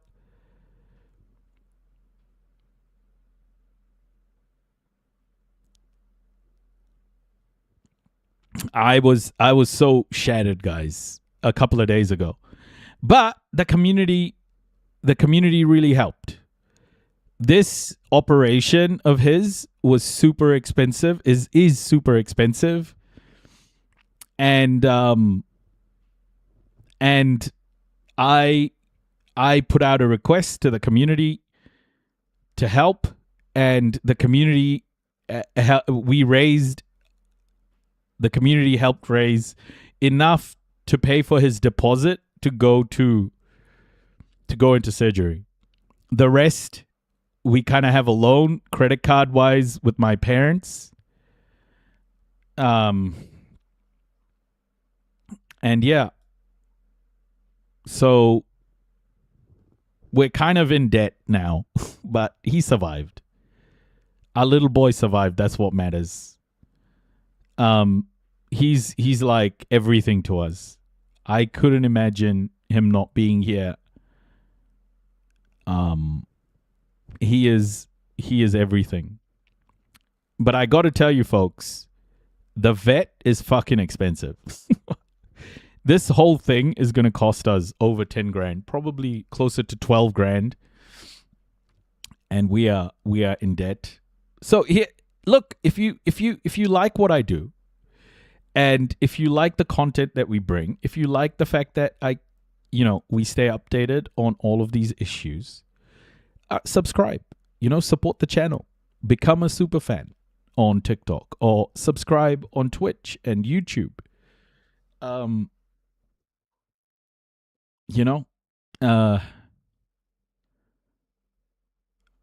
But I'm so happy that he's okay.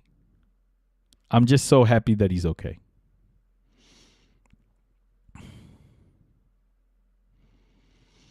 Yeah, let's go to a place where we can push for universal pet care. 100%. Oh my gosh. Look at this boy. Look at him. Look at him. Look how incredible he is. Oh, I can't wait to have him at home. He's been such a cure to my life, because I've been when I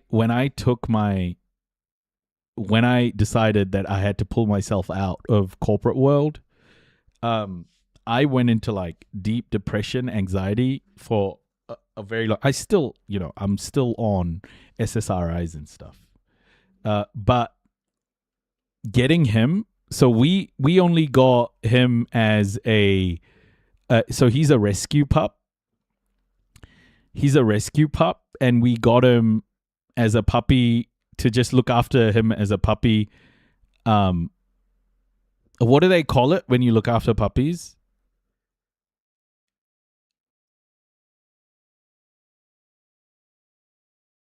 Foster. We fostered him. Yes, foster. Yeah, we fostered him, and we were only supposed to keep him for a couple of months. But then we just fell in love with the guy, man, and we kept it. And this is I just want to show you guys a photo of him. I want to show you guys a photo of him when he was a baby, when we got him. He's just the most amazing doggo. He means so much to us, to our family. This was him when we first got him. This was him and our son together.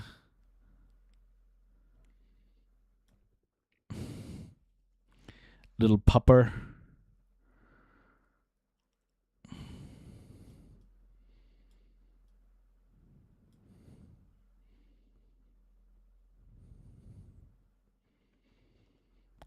Yeah.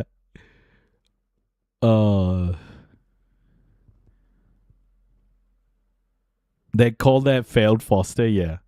This was like the day we got him. This was the day we got him. And honestly, like, he came out of his his box that he was in, and the foster people had said to us, "Oh, they may take a while. They may go sit in a corner in a space, especially in a new space they're not used to. They'll take some time to warm up." He got out of the box. And he was owning the house.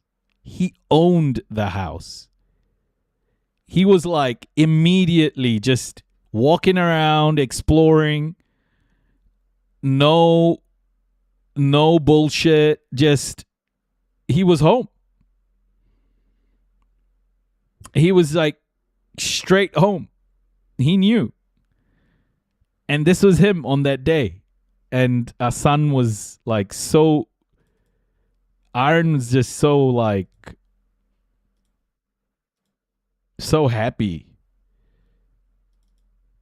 Aaron was giving him milk, and so this is us just spending time. He was lying down with us. Little Ginger. So Ginger's story is that him and his family, like his brothers and sisters, were abandoned outside a vet in a box. And that's how he was left, and that's how he was kind of left there with all his brothers and sisters. And we were there at the right time. And this is our boy. Look at him. Look at him. He has had such a positive impact on our lives, man. He's such a just the greatest gift that we've had.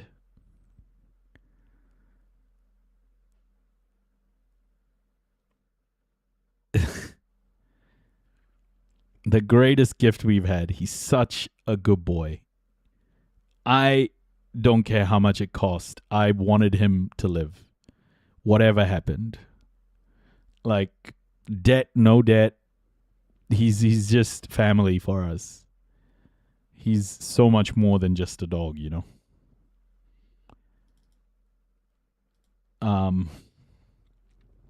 And this was him right after the surgery. So this was yesterday after the surgery. Oh man, he just even after the surgery, he was like a huge weight has been lifted off, you know? That blockage is gone. And today he ate food. Oh, I was so proud of him. Such a strong boy. Such a strong boy, honestly. He's a very, very strong boy.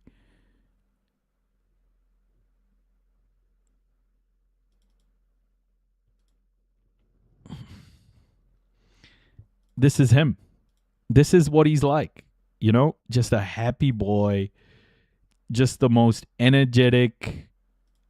He doesn't bark unnecessarily. Like, he doesn't bark in the house at all.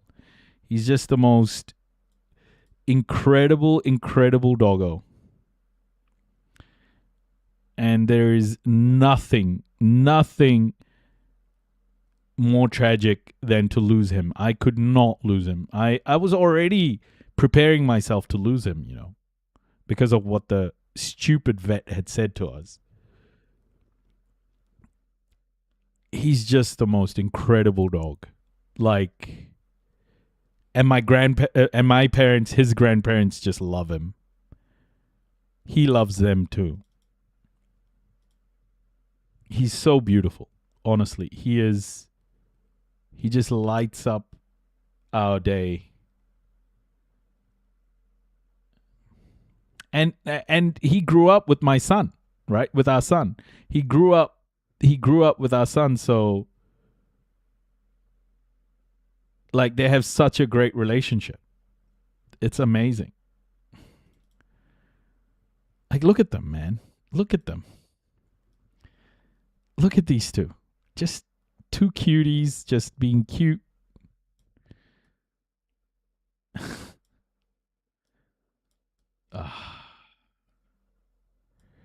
The joy he's brought our family is priceless. Like, you cannot replace that joy. You just can't. He's just so much more than a dog.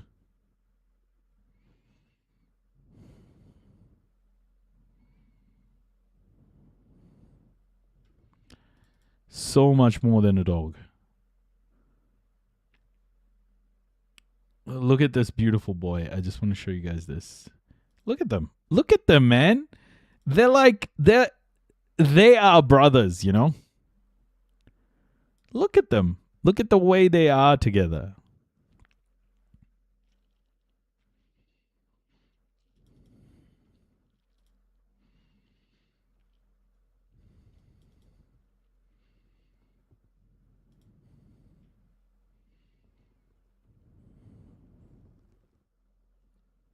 How do you replace this? You don't replace this. You can't.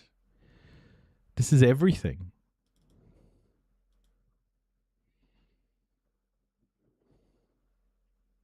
This is absolutely everything.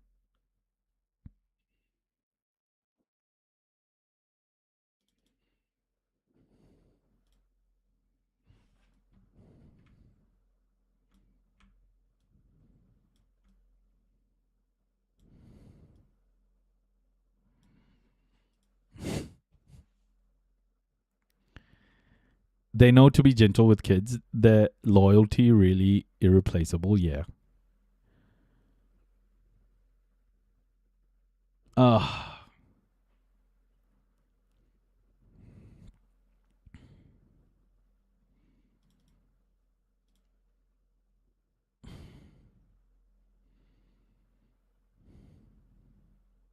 Can you believe, like, I was preparing myself to lose him? I was like properly ready to lose him.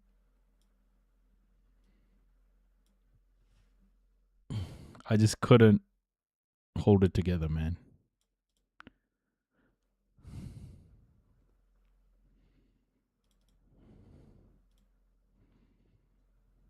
I mean, I wasn't ready to lose him. I was preparing myself, but look at him. Look at the magnificence of this dog.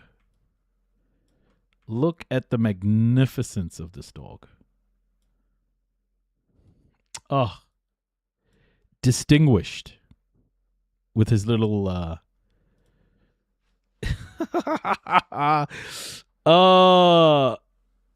look at it. Distinguished gentleman. Debonair. Yeah. He's a lovely, lovely boy. He deserves the best, honestly. He deserves the world. He deserves to live a full, happy life. We decided a while ago that if we go on trips, we'll always take him. And so every trip we go to, we always make sure, like, we get a dog sitter if we can't take him somewhere or whatever. The one saying that really got to me, Amber told me this, like,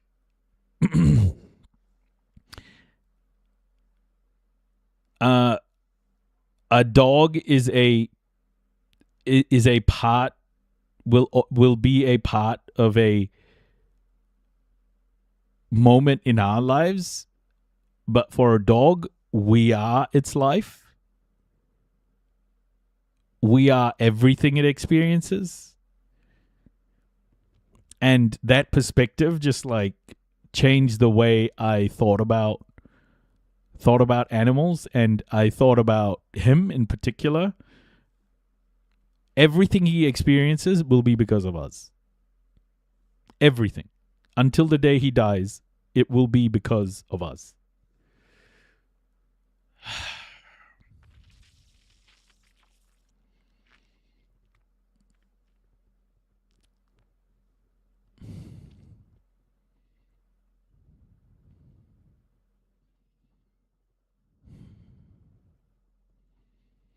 He needs a nice lady partner. One thing that we are thinking about, Asena, is we do at some stage want to get him a friend, a little sibling or whatever. I think that would be the cherry on top for him, honestly. Someone he can spend time with all the time and also be a bigger brother to, you know?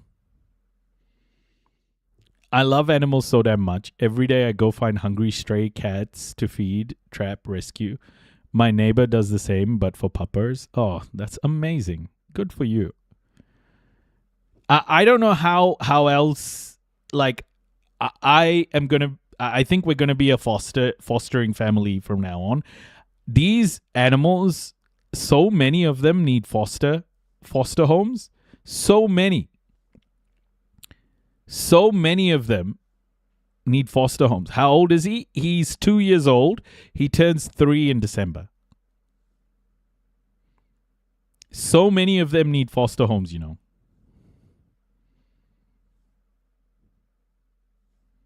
I think buying dogs is I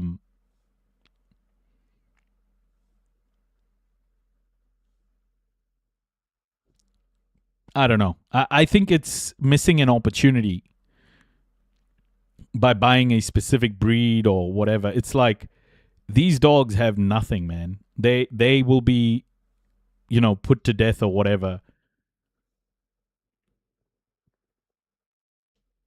Yeah, he's got such a good life. Like he's got so much life left in him. Hopefully, right? Fingers crossed. I just don't know what that fucking vet was saying, man. The vet was like, yeah, you can do a surgery, but, you know, low expectation. And then we took them to emergency, luckily. I was like, I was preparing myself for it. I was preparing myself for the worst. Oof. He is a baby. Such a good boy.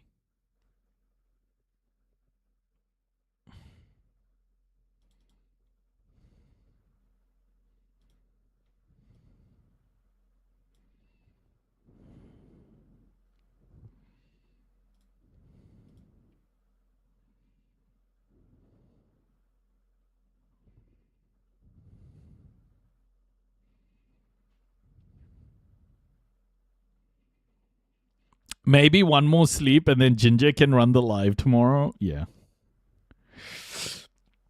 But guys, please.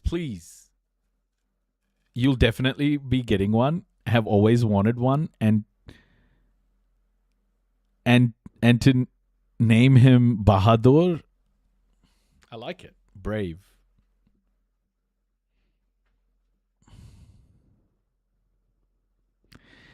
So guys,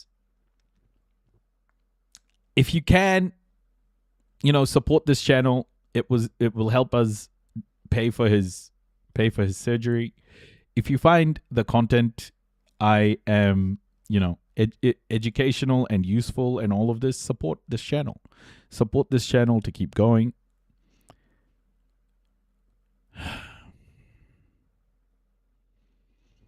What's the easiest way to support? Just like subscribe to the channel, Truth Sensei. That's the best way, because it gives me a stream of income on a monthly basis, and yeah, we have money to, you know, for all of this stuff. But this is like the work I try and do. If you guys find it useful, subscribe or just follow, whatever works. But thank you guys. Thank you for your support. Honestly, it is huge. It is huge. It is a massive privilege to be able to do this and have people from around the world come watch and and learn and enjoy together. It's a huge pleasure, and I appreciate every second of it. So I appreciate you. I appreciate this community and everything we have been able to do in the short time we have been a community. And hopefully we can do a lot more. My cat has gotten her paw stuck in my husband's fishing hook. Had to do surgery. Was so scary. Oh, shit. Oh, my gosh, Asena.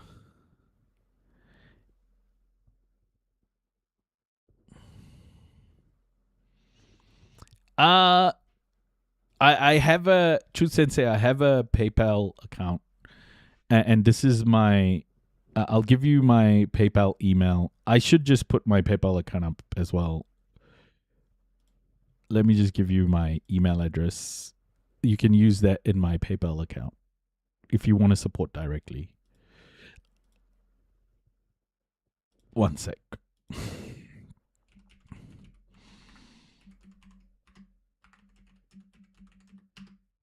That's my email for my PayPal account, True Sensei. Oh, thank you so much, everybody. Thank you so much. This has been an excellent few hours. I got to see my baby. He's doing okay. And yeah, it's good. It's good. I will catch you all in the evening. 8:39ish, I'll be back. These lives are supposed to be 2 hours, but they always go a bit longer. But thank you so much, everybody. Ooh, nice. And we will be raiding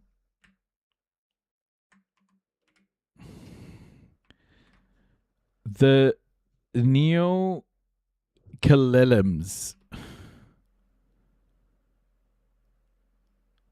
The Neo-Kalelims. Thank you so much, everybody. You're a foster fail as well, Dancervel? Oh my goodness. Thank you so much, folks. I love all of you. I love all of you. Thank you so much for helping us save our little boy. You are a great bunch of people. You helped me in my time of need, in our time of need. I will never, ever forget it. Thank you. Kakite, everybody. Pomarie. Please enjoy the raid. And I will catch you all a bit later on. Thank you so much. Take care, everybody. Kakite. And I will catch you soon. Great to see you too, Asena. Take care, everybody. Thank you so much, mods. Thank you, everybody. Kakite. Here we go, Raiders, in 3. And Free Palestine, of course. In 3, 2, 1. Enjoy the raid, everybody. Love to all of you. And Kakite, TikTok, Kakite, Instagram, Kakite, YouTube, Kakite, Facebook. Take care, everybody. Love to all of you. Thank you. Have a great one. Free Palestine.